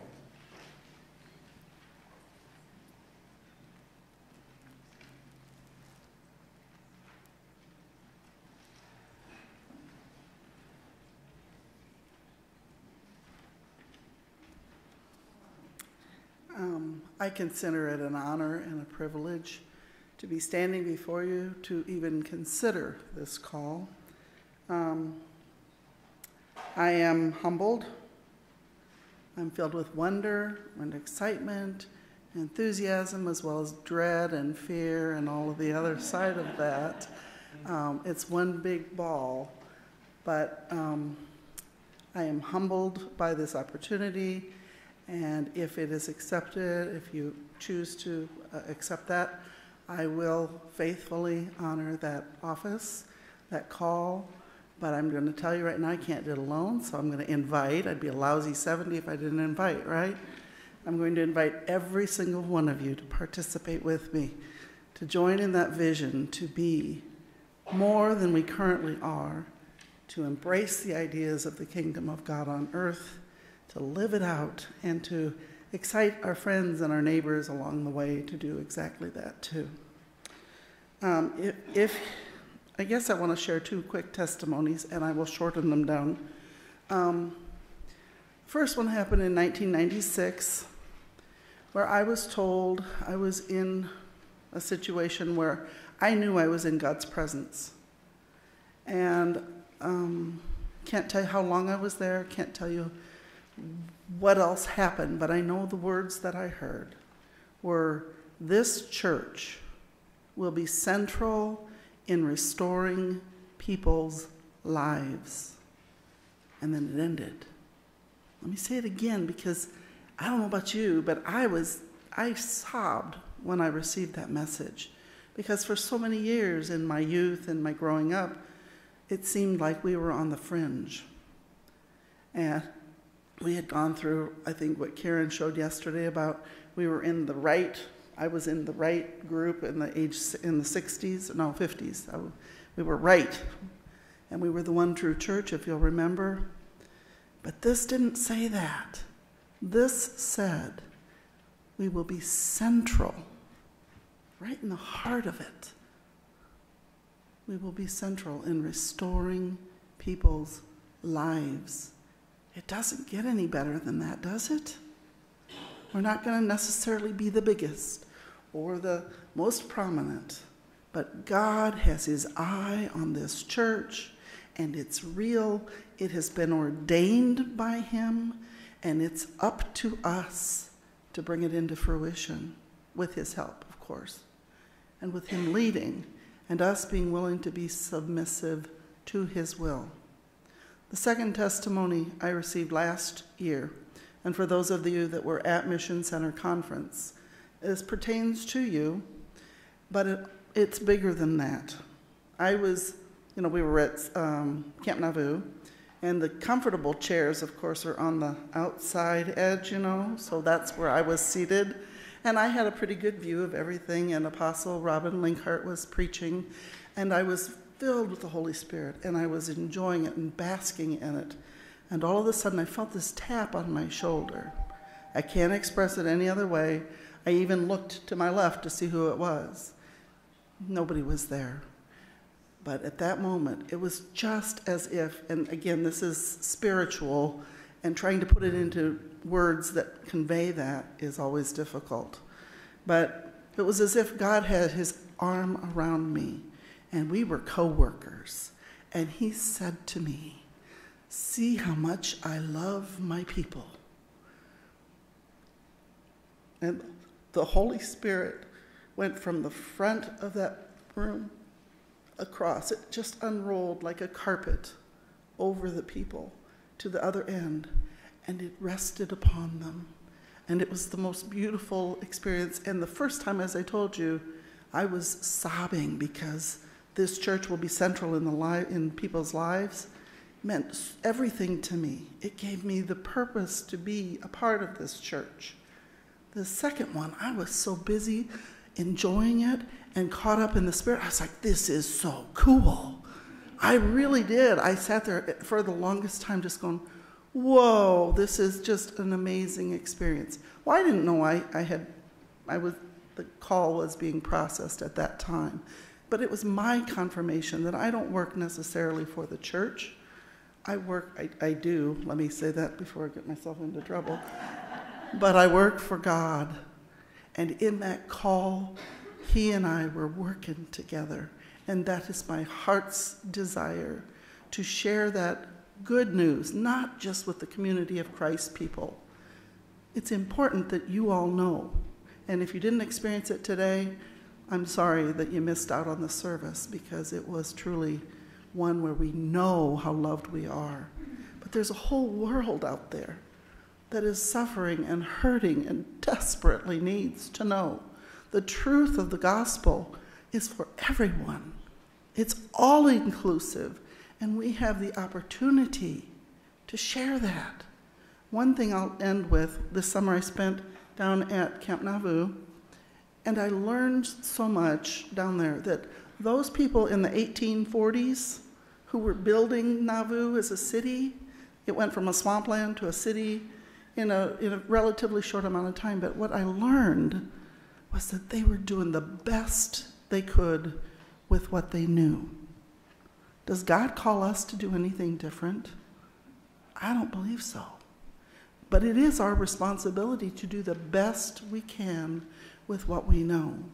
And we know how to be witnessing and invitational and invite others to share in the good news of the gospel. We just haven't been practicing it as much as maybe we could. So I invite everyone to join me in this effort. And I have to say, lastly, thank you to my home congregation who has come and supported me today. It means the world to me.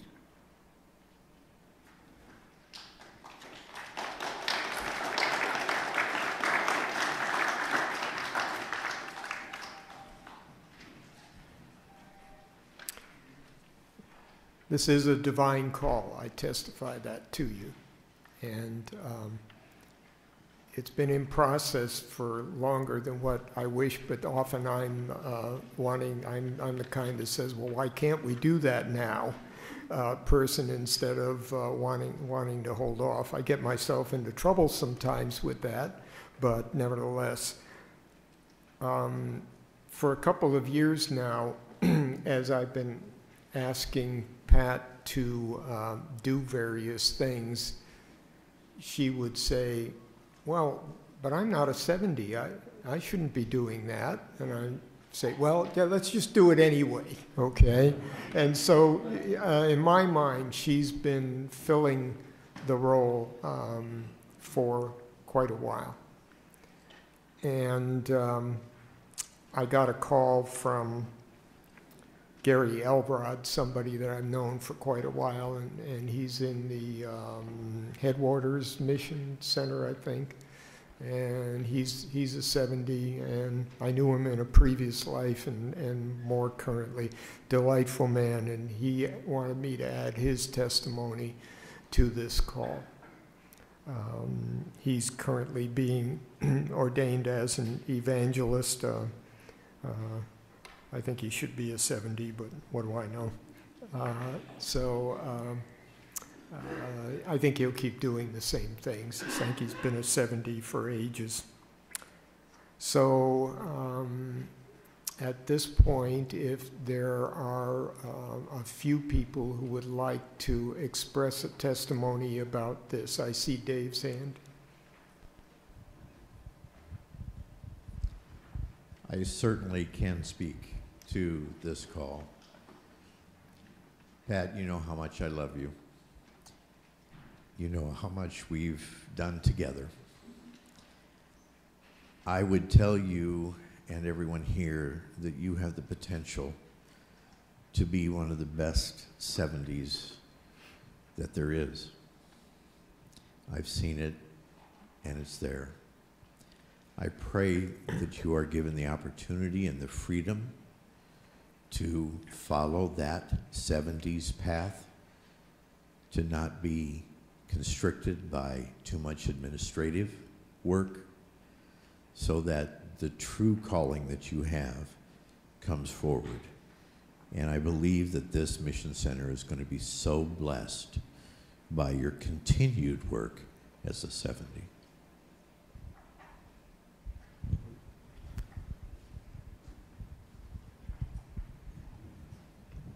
Yes. Let's see. Okay. I've got the mic. Well, Deb, there's another David waiting, but you can go ahead first. I'll be short. I was going to restrict it to David's, but okay, whatever. But go ahead. As chair of the Camp Nauvoo operations group, I just want to say how thankful we are for Pat, because she came in and took over and did what needed to be done. I was one of those who said, we'll never be able to get anybody, I would have said, to volunteer. She got 42 people. So obviously I know nothing. And she is like a magnet. She drew people down there. She trained us all. She got us so we knew what we were doing, sort of, and helped to maintain the campground. Thank you, Pat. And you definitely are a 70.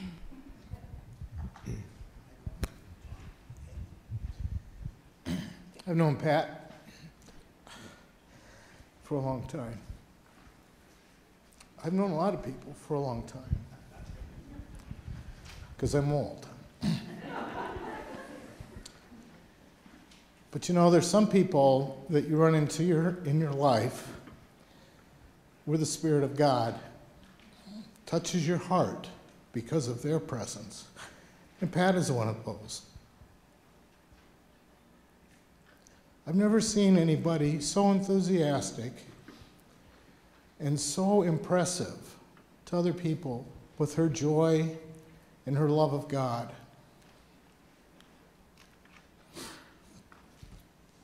I apologize for my emotions right now, but sometimes the Spirit gets to me. Pat, you are such a gift to all of us. And I'm sure that whatever endeavor you undertake, you'll have all the support and the understanding from God and from all of us as well. I think we're truly blessed when people like Pat come into our lives, and we're truly blessed because of our Heavenly Father. Karen, Peter, where are you?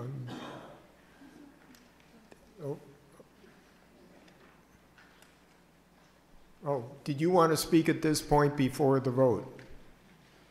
No? Okay. So was there another, Gayleen?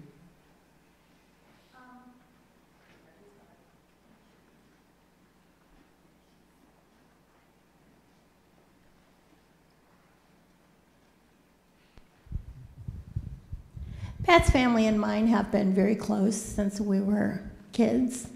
Her mom and my mom were best friends.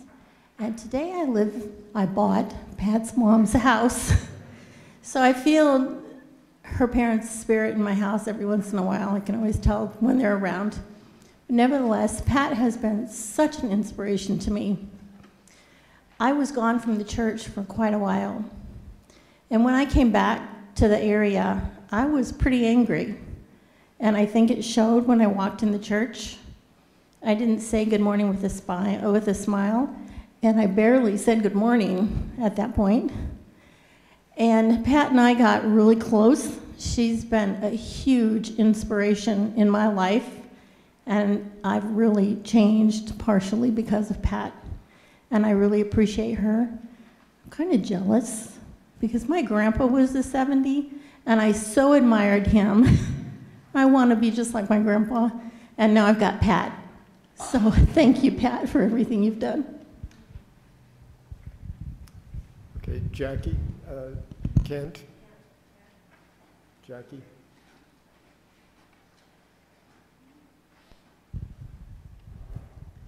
I'm not a delegate, but I do appreciate the opportunity to tell you about Pat and I. Lucy, Pat's mother, and I were the very best of friends. And when she passed on, I became Pat's mom. And it's a pleasure when I get to say, hi, it's Mom. And she just loves it. And so I was given that gift. Now, she also gives me gifts frequently when she lets me go on road trips with her. And so that's wonderful for a retired lady. And we just have the best conversations. And they always turn out that I'm asking for advice. And she's always there to give me good advice. And I love her.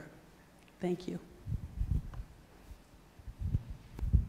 Okay, let's call for the vote. All those in favor of sustaining or approving the call to 70 for Pat Reeves, raise your hand. Thank you. At this point, Karen Peter would like to say a few words, and then Pat will be ordained by Karen and myself.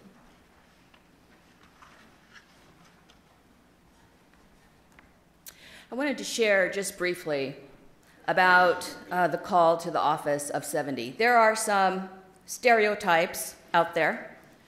There are some misconceptions, and so hopefully this will help us understand why this call and what it means for us in this mission center. Now, Pat is not new to ministry. She served in your mission center for some time. She's been in congregational ministry.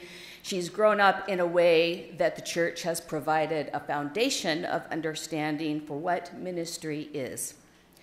But there are specific ministries associated with the office of 70. 70 are individuals who are called to live out ministry that is uniquely gifted to be present in the lives of communities and families and individuals who are most in need of the hope and blessings of the gospel. Now, for some 70, that has meant traveling to new locations, planting churches and new ministries. For others, it means crossing boundaries of race, culture, social taboos, class systems, and economic disparity.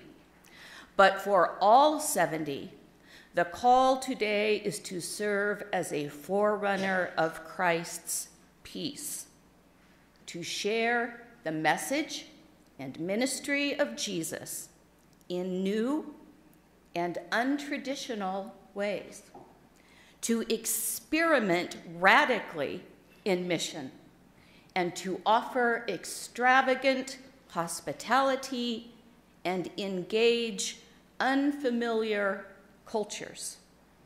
It is the ministry of uncomfortable settings, and it requires a specific kind of individual, because 70 are called to be present with people outside of the faith community, to be upholding the value and voice of those who would otherwise go unheard.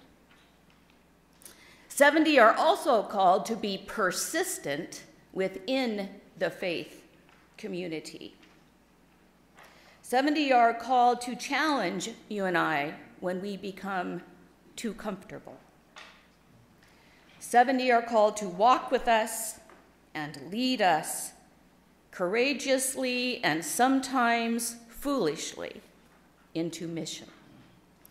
And this is because 70 are by nature an unsettling lot. Boat rockers, challengers of the status quo. And Pat has rocked some boats. And sometimes that has proven positive results, and sometimes that has required fence mending. All very much a part of unsettling 70 ministry. Because it's not contentment that 70 seek out, but to make sure that planting is taking place where Christ's peace has not yet been realized. And so, as a 70, Pat will invite you, she will provoke you, and she will assist you in living out the hospitality of God's peaceable kingdom. Now, Pat, you are rich in tradition of the fellowship and faith of Community of Christ. And your ministry of a 70 will challenge you, whether it takes you to the far-reaching distant land of Nauvoo or across the street.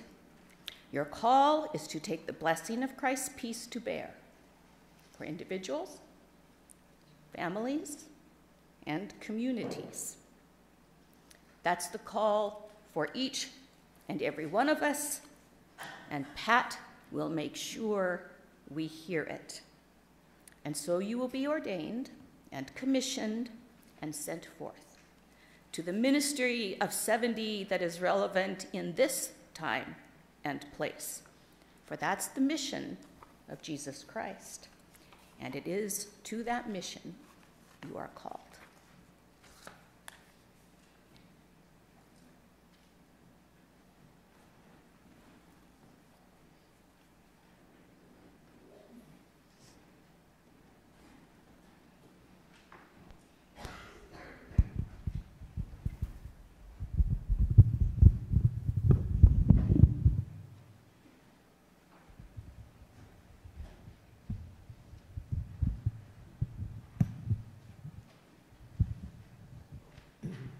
We've often had the spouse sit next. You don't want to? Okay. All right.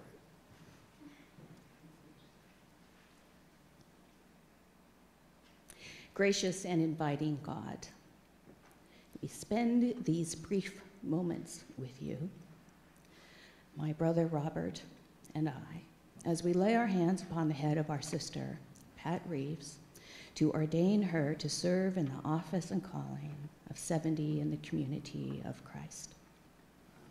God, we ask your most gracious blessing upon Pat, that her innate giftedness of inviting others, of finding ways to include others into the wonderful ministries and message of your people in this place, that those gifts might be magnified to the fullness of her capacity to serve. And at the same time, God, we ask that your wisdom might rest upon her and guide her in the ways that are calling her to learn new things, to guide her in ways where her natural ability to discern what is needed to happen collides with the pastoral need to allow others to participate in the mission. May your wisdom reside in that intersection, that both patience and motivation go hand in hand as she walks with the people who are called to be invited to this place and time. Lord, we sometimes wish that we had the ability to take the giftedness that we find in Pat and to share it far and wide. But we know that focusing Pat's giftedness in specific areas of ministry will be more fruitful. May your spirit of discernment rest on her and on the Mission Center leadership that might take place. We offer thanks in this moment for the gracious gift you have given us in the midst of these people. May they support her, may they challenge her, and may they comfort her. May her family members and her life companion walk with her in grace and patience, and may she remember to always keep them first. We ask all of this, Lord, in this brief moment that will transform Pat's life and ministry. In the name of your Son, Jesus, amen.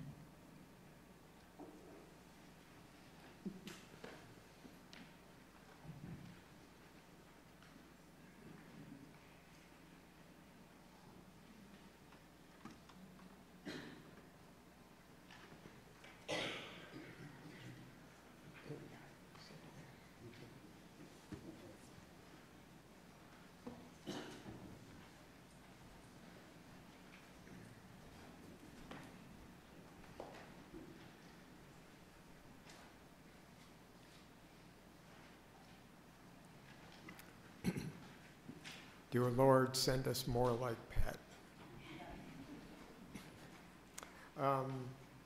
Next we have the election of the World Conference delegates. I have the forms.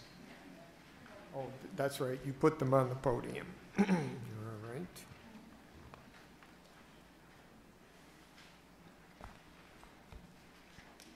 So as of the moment, we have 24 who have declared that they are going to World Conference and will be willing to serve as delegates. We are allowed to have 35 and also to have alternates. Let me read the names of those. Well, actually, you see them. You're all getting a ballot. I don't need to read them.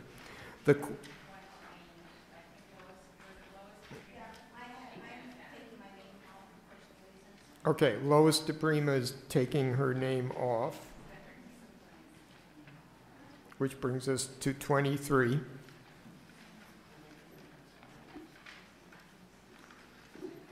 Okay.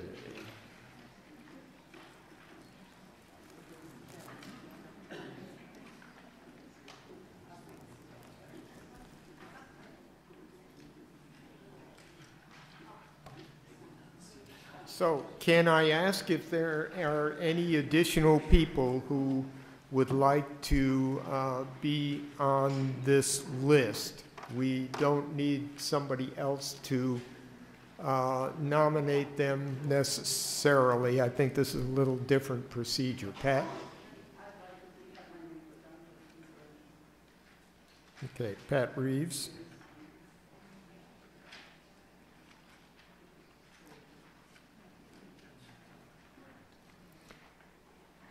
So again, you are striking number 10, who is withdrawn, and adding number 25, Pat Reeves. Paul?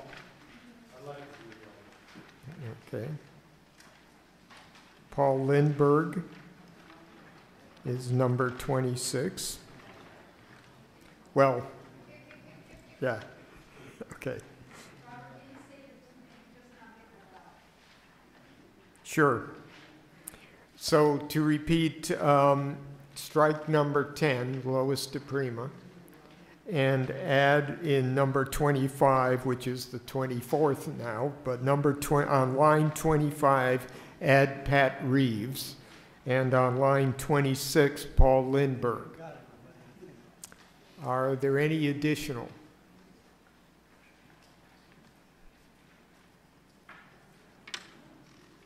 Galen? Galen Rosinski.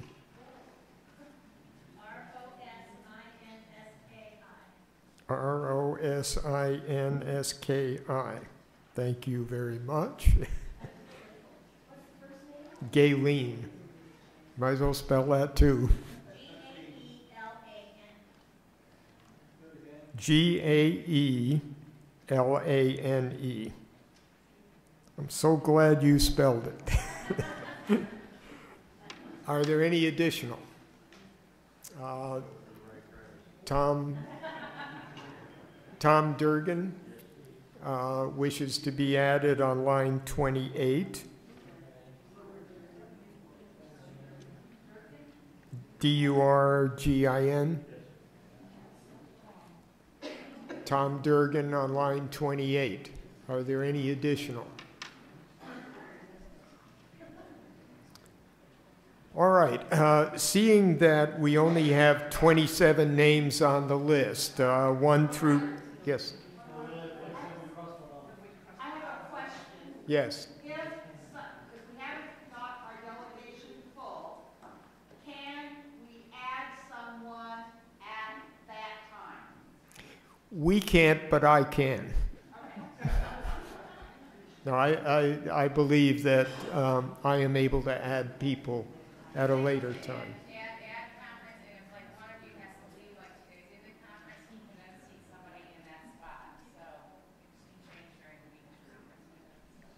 Right. Didn't hear that. She's saying I am all powerful at conference. That was what you said, right? Something like that, okay. Okay, so we have 27 on the list, and we are allowed 35, I'm sorry. I would like a motion to approve all 27 on the list. Anita Zoniser, the second. Paul Lindbergh. All those in favor of approval. Now, understand that if more people come, that I can add them, and et cetera. Okay, so all those in favor, raise your hand. Thank you. Any opposed? I don't know why you'd oppose, but at any rate. Okay, thank you for that. Let's move on to the election of Mission Center Campgrounds Board of Directors. There are 2 open spots, and I wish to nominate Jane McDonald for one of those spots. The other spot, I'm not immediately wanting to nominate anyone if there is somebody from the floor.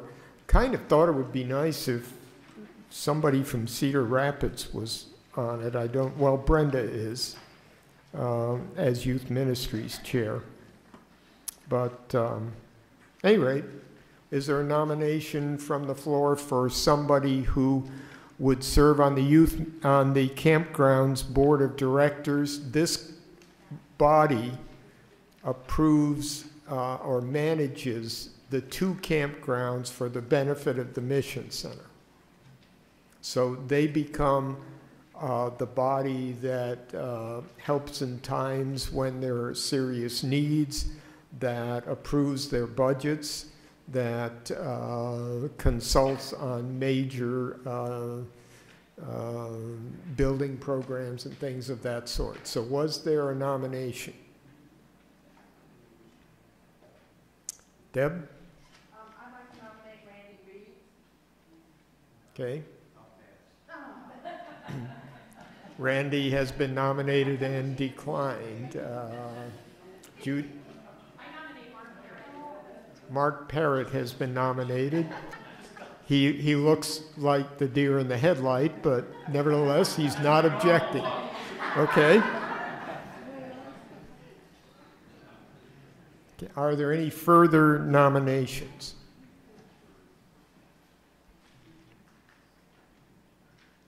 If there are no further nominations, I will declare those two elected.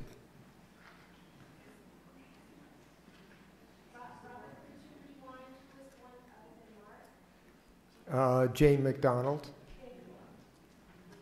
Okay, moving on to the Cedar Valley Grove Operations Group, I would like to recognize Roger to make nominations. Roger is here.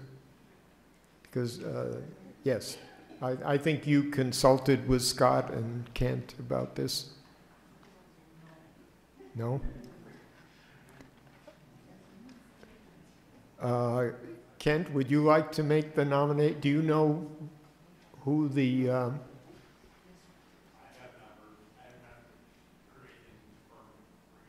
right, let me tell you what I think was...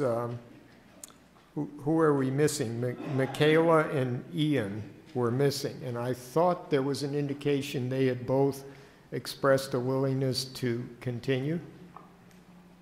Does that seem right?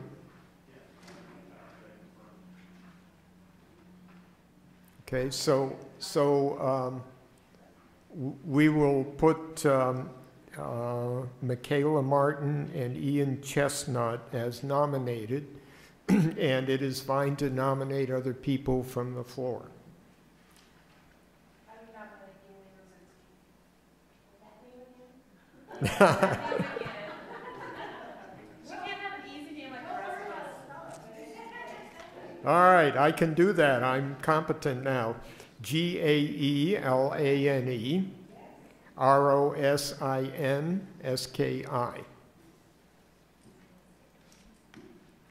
Okay, so Gayleen has been nominated. Are there any further? So can I have a couple of people to count votes? Because we will vote and the two top vote getters will be elected. Lee is going to count this side. Is there somebody? Doug will count that side. So first of all, you will vote for two. You vote twice. And there are three names. The first name, let's take the vote for Michaela Martin. All those in favor of Michaela, raise your hand.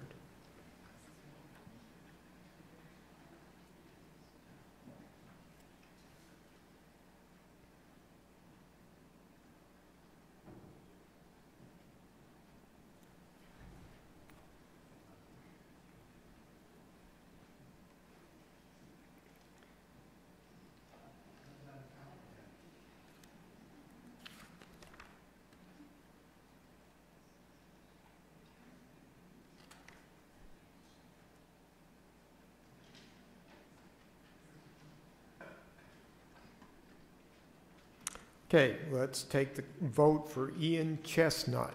All of those who vote for Ian Chestnut, raise your hand.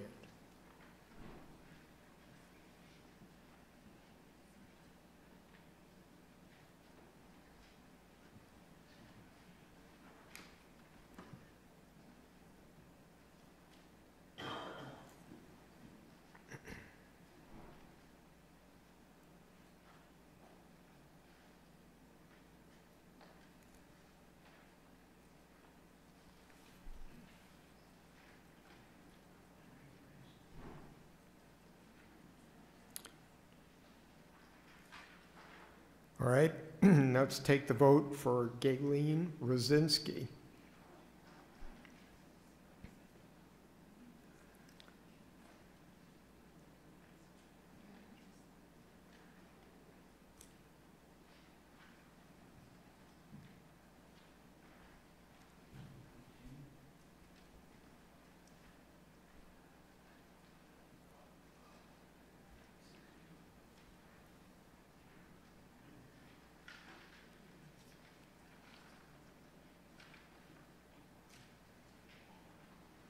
Okay, Michaela and Ian have been elected, but it was close. Okay. And Gayleen, I will report to the authorities your interest. So one of the others back out. Camp Nauvoo Operations Group, Deb Beatty, do you have nominations? Do you have nominations for the Camp Nauvoo Operations Group? Well, it was my impression you were going to nominate Will and Evelyn. Didn't you also check with Will? Okay, so upon being reminded, Deb Beatty has nominated Will Weeman and Evelyn Dustin. Are there other nominations? Tom Durgan.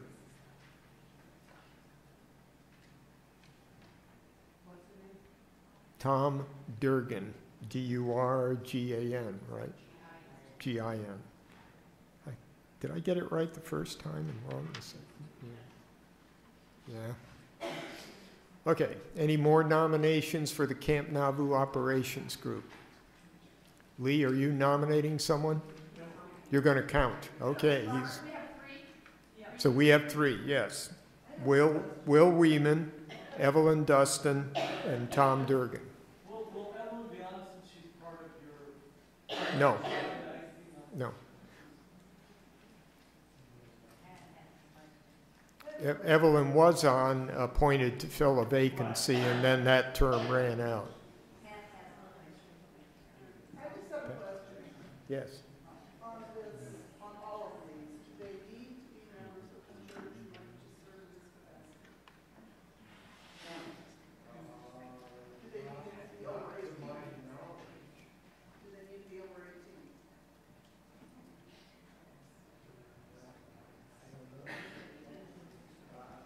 I would say, I don't know, I've never heard of that research.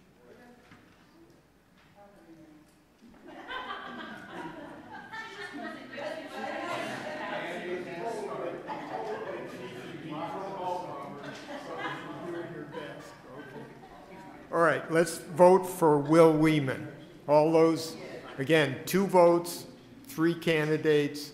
All those for Will Weeman, raise your hand.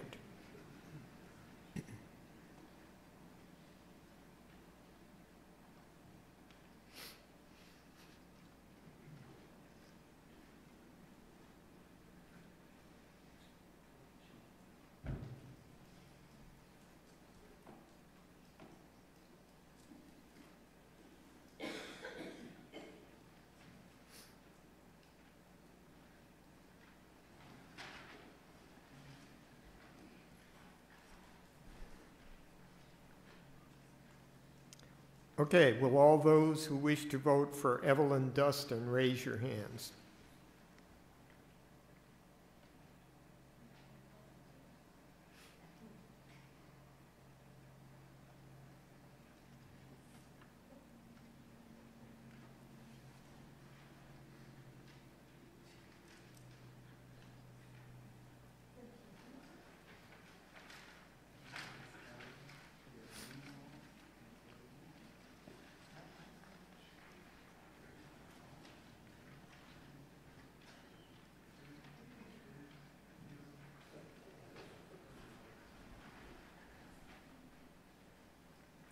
And will all those who wish to vote for Tom Durgan raise your hands?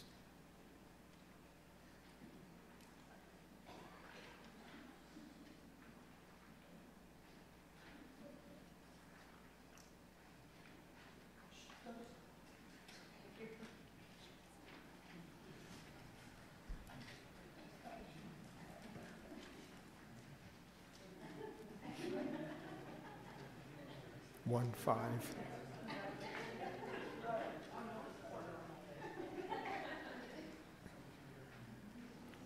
Okay, Will Weeman and Evelyn Dustin have been elected, and Tom Durgan will be reported to, his interest will be reported. The people who are interested are likely to be asked to get involved in some way. We are interested in interested people. Turning over to page number 3, the informational reports are presented on page 10 through 17. I hate to disappoint you, but I'm not going to read them to you.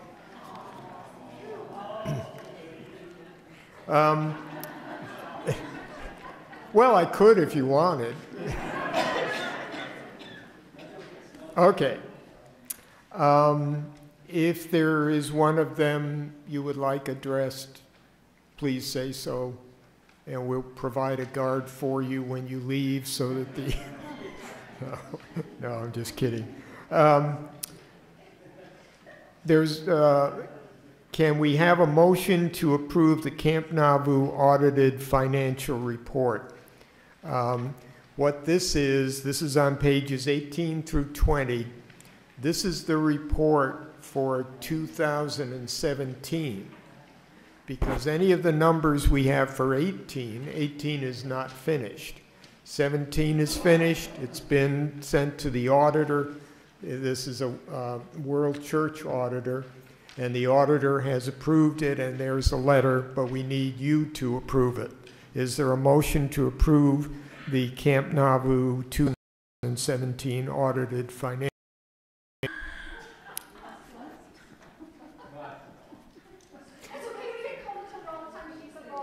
Well, I'm part of it.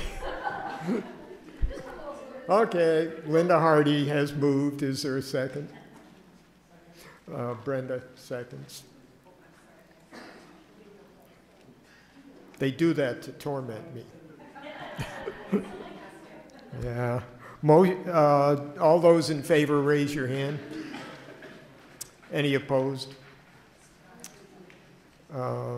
Okay. Do I have a motion to approve the Camp Nauvoo 2019 proposed budget on pages 21 through 22? This is the budget for 2019. Did I say 18? 19. And this is the one that has that large amount that we were horrified at and then worked our way through and are convinced we can do it. So is there a motion? Is there a motion? Todd, did you move? Todd moved. And Paul Lindbergh seconds. All those in favor, raise your hand. All those opposed? If you want to discuss something, you're going to have to break in quick. Motion to approve the CVG audited financial report, and again, that's the one for the closed year, 2017. Okay. And Gayleen seconds, okay. Discussion? I don't see any discussion. Oh, is there a discussion? Oh. Yeah. All those in favor, raise your hand. And all those opposed, same sign. It passes. Motion to approve CVG. I should have just said we move all these, right? But let's keep going. Motion to approve CVG 2019 budget.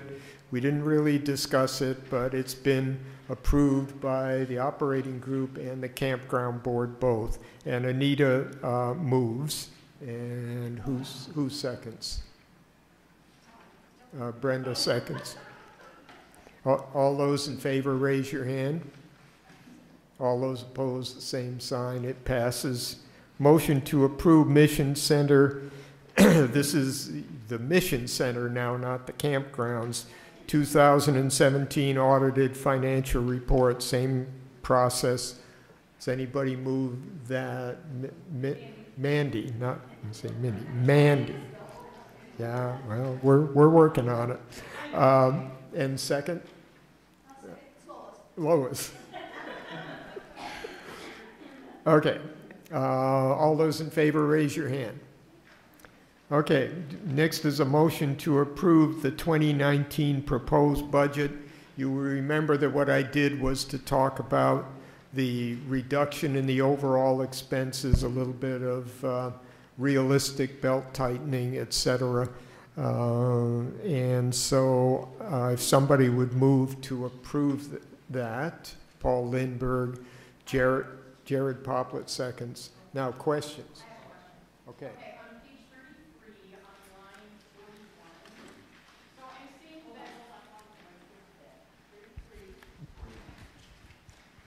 Are we on?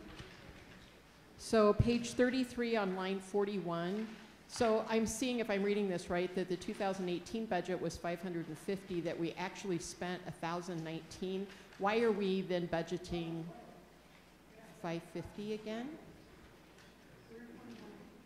This is page 33, line 41. 41. The FICA Medicare? That had to be a rollover from a previous year or something. I don't know the answer to it, okay. But I think that 10,019 is an anomaly. Okay. 1,019, I'm sorry. I think that's an anomaly. Bookkeeping, I don't believe. So you think it's an error? Is that what you mean? I think it may be 2 years worth. And I have a reason why I think that might be, but I don't know where you check it out. Yeah, I think so. Thank you. Any other questions or discussion about the Mission Center budget? Okay, all those in favor of approving, raise your hand. Thank you. All those opposed, the same sign. It passes. And now we are on to motion to approve finishing of the Camp Nauvoo addition. All right, so here is what I want to do, and that is, oh, come on. Where did I put that? All right.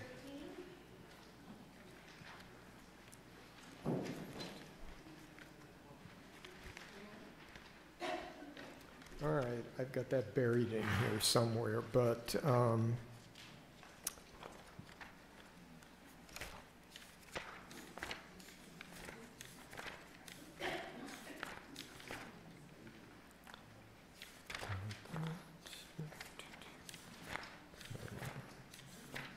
okay, I'm going to do this from memory. The campground board considered issues about the funding of the completion of the 4 bedrooms on the first floor of the project in Nauvoo. And basically it can't be done without donations. So they made a motion that to bring to this conference, and I will move that this conference approves the completion of the 4 bedrooms on the first floor at approximately $60,000 by donation.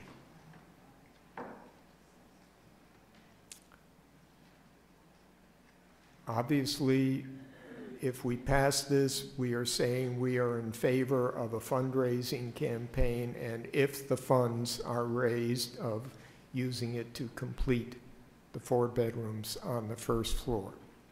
So, question.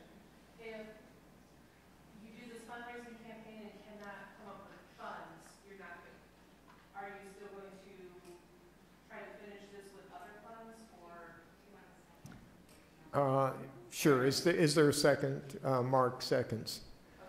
Okay.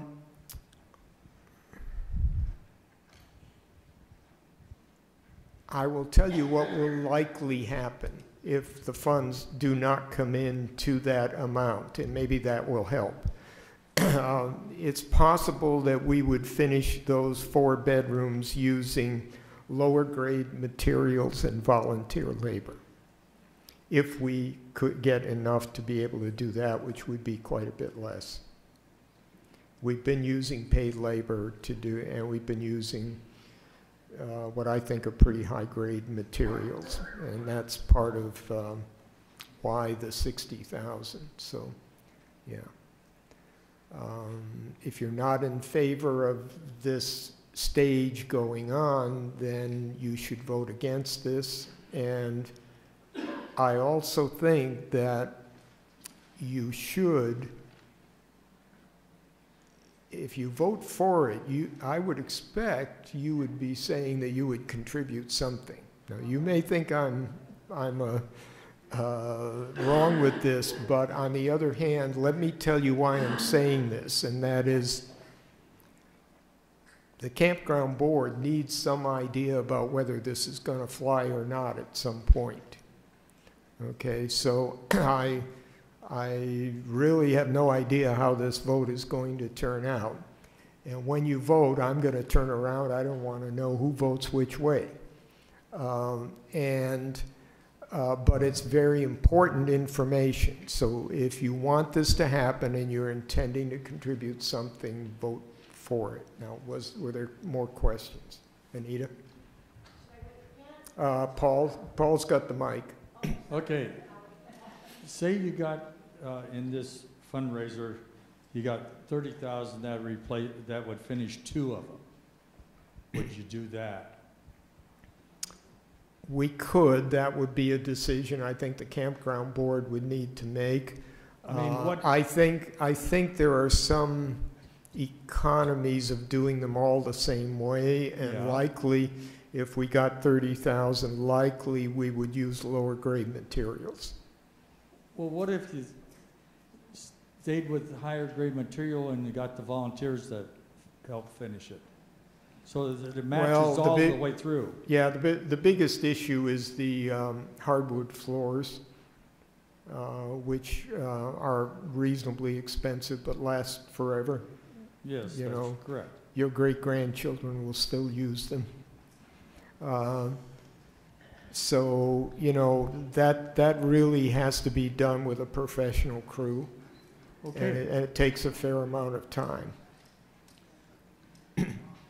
In other words, there's stages of finishing them. The floor would have to be done first, or whatever had to be done first, so that it wouldn't hold. You don't want to do something that you have to tear out because you got to do this later. Right. So you'd have to do it in steps. But if you got enough money to do all the floors, and then went to the other volunteer. Yeah, actually, the people who do it say it's the other way around, but but they're they want to do the floors last so they don't get messed up by the wall construction. But the thing is, there are lots of decisions that get made in the process of doing these things, and that's what's been tying me up all winter. Practically every day there's an issue about how do we do this, what do we do there, etc. I think Anita was next, and then Tom. Is he on? Hello? Okay. My question, if there's 4 rooms, so it's pretty much $15K per room, and these are in the basement? No, these are on the first floor, which is when you come down the way you used to go into the dining hall, and you still go into the dining hall. That's the first floor. Got it. Okay. Underground is the basement. If you haven't seen the rooms that are already finished, you need to put that on your bucket list because it's a beautiful job. They look wonderful, and I don't have tons of money, but I'll cough up some money. These need to be accomplished. All right. Anita's on my list. Tom? My wife and I just finished. My wife and I just finished 800 square feet of wood flooring, and we have under $5,000 into it. Well, we probably don't have that. But I don't know what the quality difference you're using. Yeah. And where you're getting the... It's 3/4 inch oak. Is that the same thing you're doing? Close. Okay. And the other question is, how are you going to get the free volunteer labor with some of those insane carpentry laws the state of Illinois has? Nauvoo doesn't know about those. Okay. Never mind. And in fact, and this could be a long discussion, you know, Nauvoo is a very unique spot in terms of things like that, and I won't go into all the stories. Doug? I'm sorry. Ron, Doug's father. Ron, yes. I guess I'm against cheaper material. I mean, if you've done the other with the top grade, yep. I prefer that's my point of view. I'd stay with the good. Yeah. Rick? I move the previous question. Okay, so let's see. We vote on that, don't we? We're voting on whether or not you are ready to vote. And then if you say you're ready to vote, then we vote on the motion. Okay? So I won't turn around for this one. All those in favor of moving the previous question, raise your hand. These people want to go home. Okay, so now you are voting. I did this without my notes. You're voting on, yes, why don't you read it? Motion to conference to approve completion of 4 bedrooms on first floor at approximately $60,000 by donation. Okay, one more question? No. Oh, okay.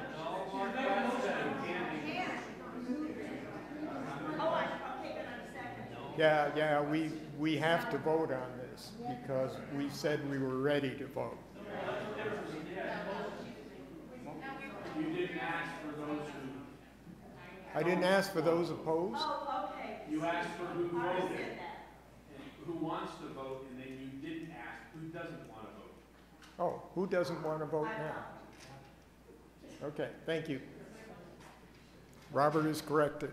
All right. So we are going to vote. Do I have 2 counters? Don't vote yet. I want to turn around. All right, you guys vote and then report to me the numbers. Those in favor, raise your hand. Raise your hand if you want to finish it. No.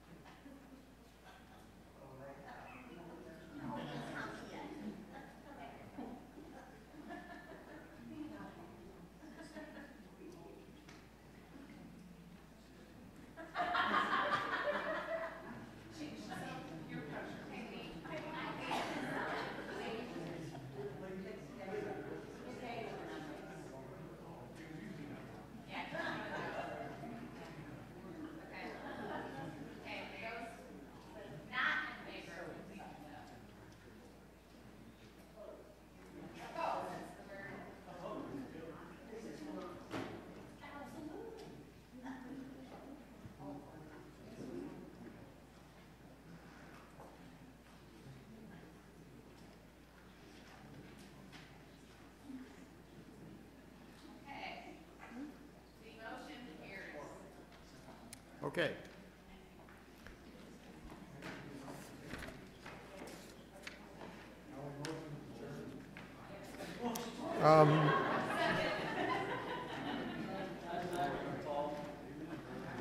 Before that, I want to announce that I am appointing a fundraising committee of Deb and Todd Beatty and Doug McFarland.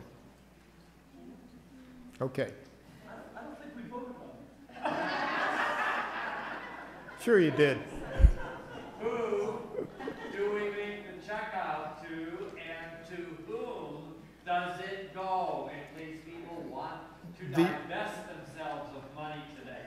If you want to do it today, the easiest thing to do is to write it out to Camp Nauvoo Construction, which is the title on the account that the construction money is run through.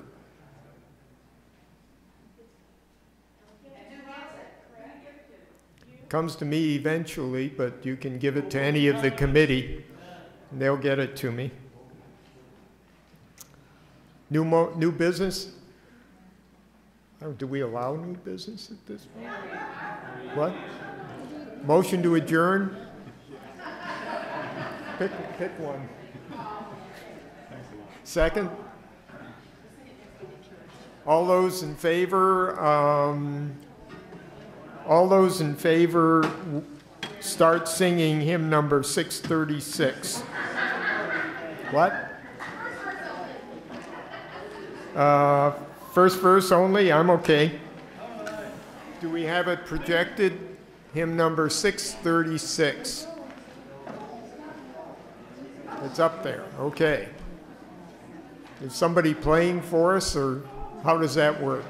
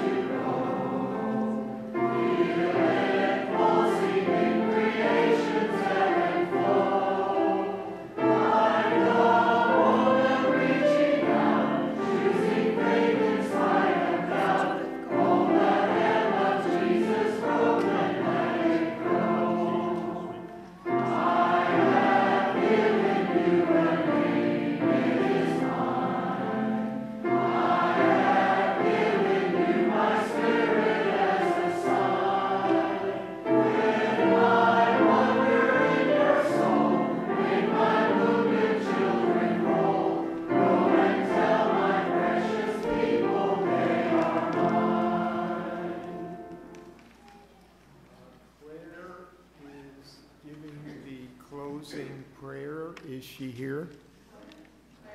Claire Leonard. She's coming? All right.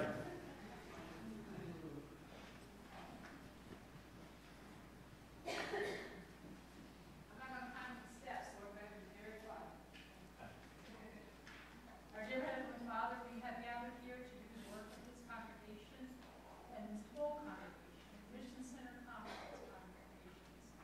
We are one. We are not divided between North and South. We are not divided by states, and we are not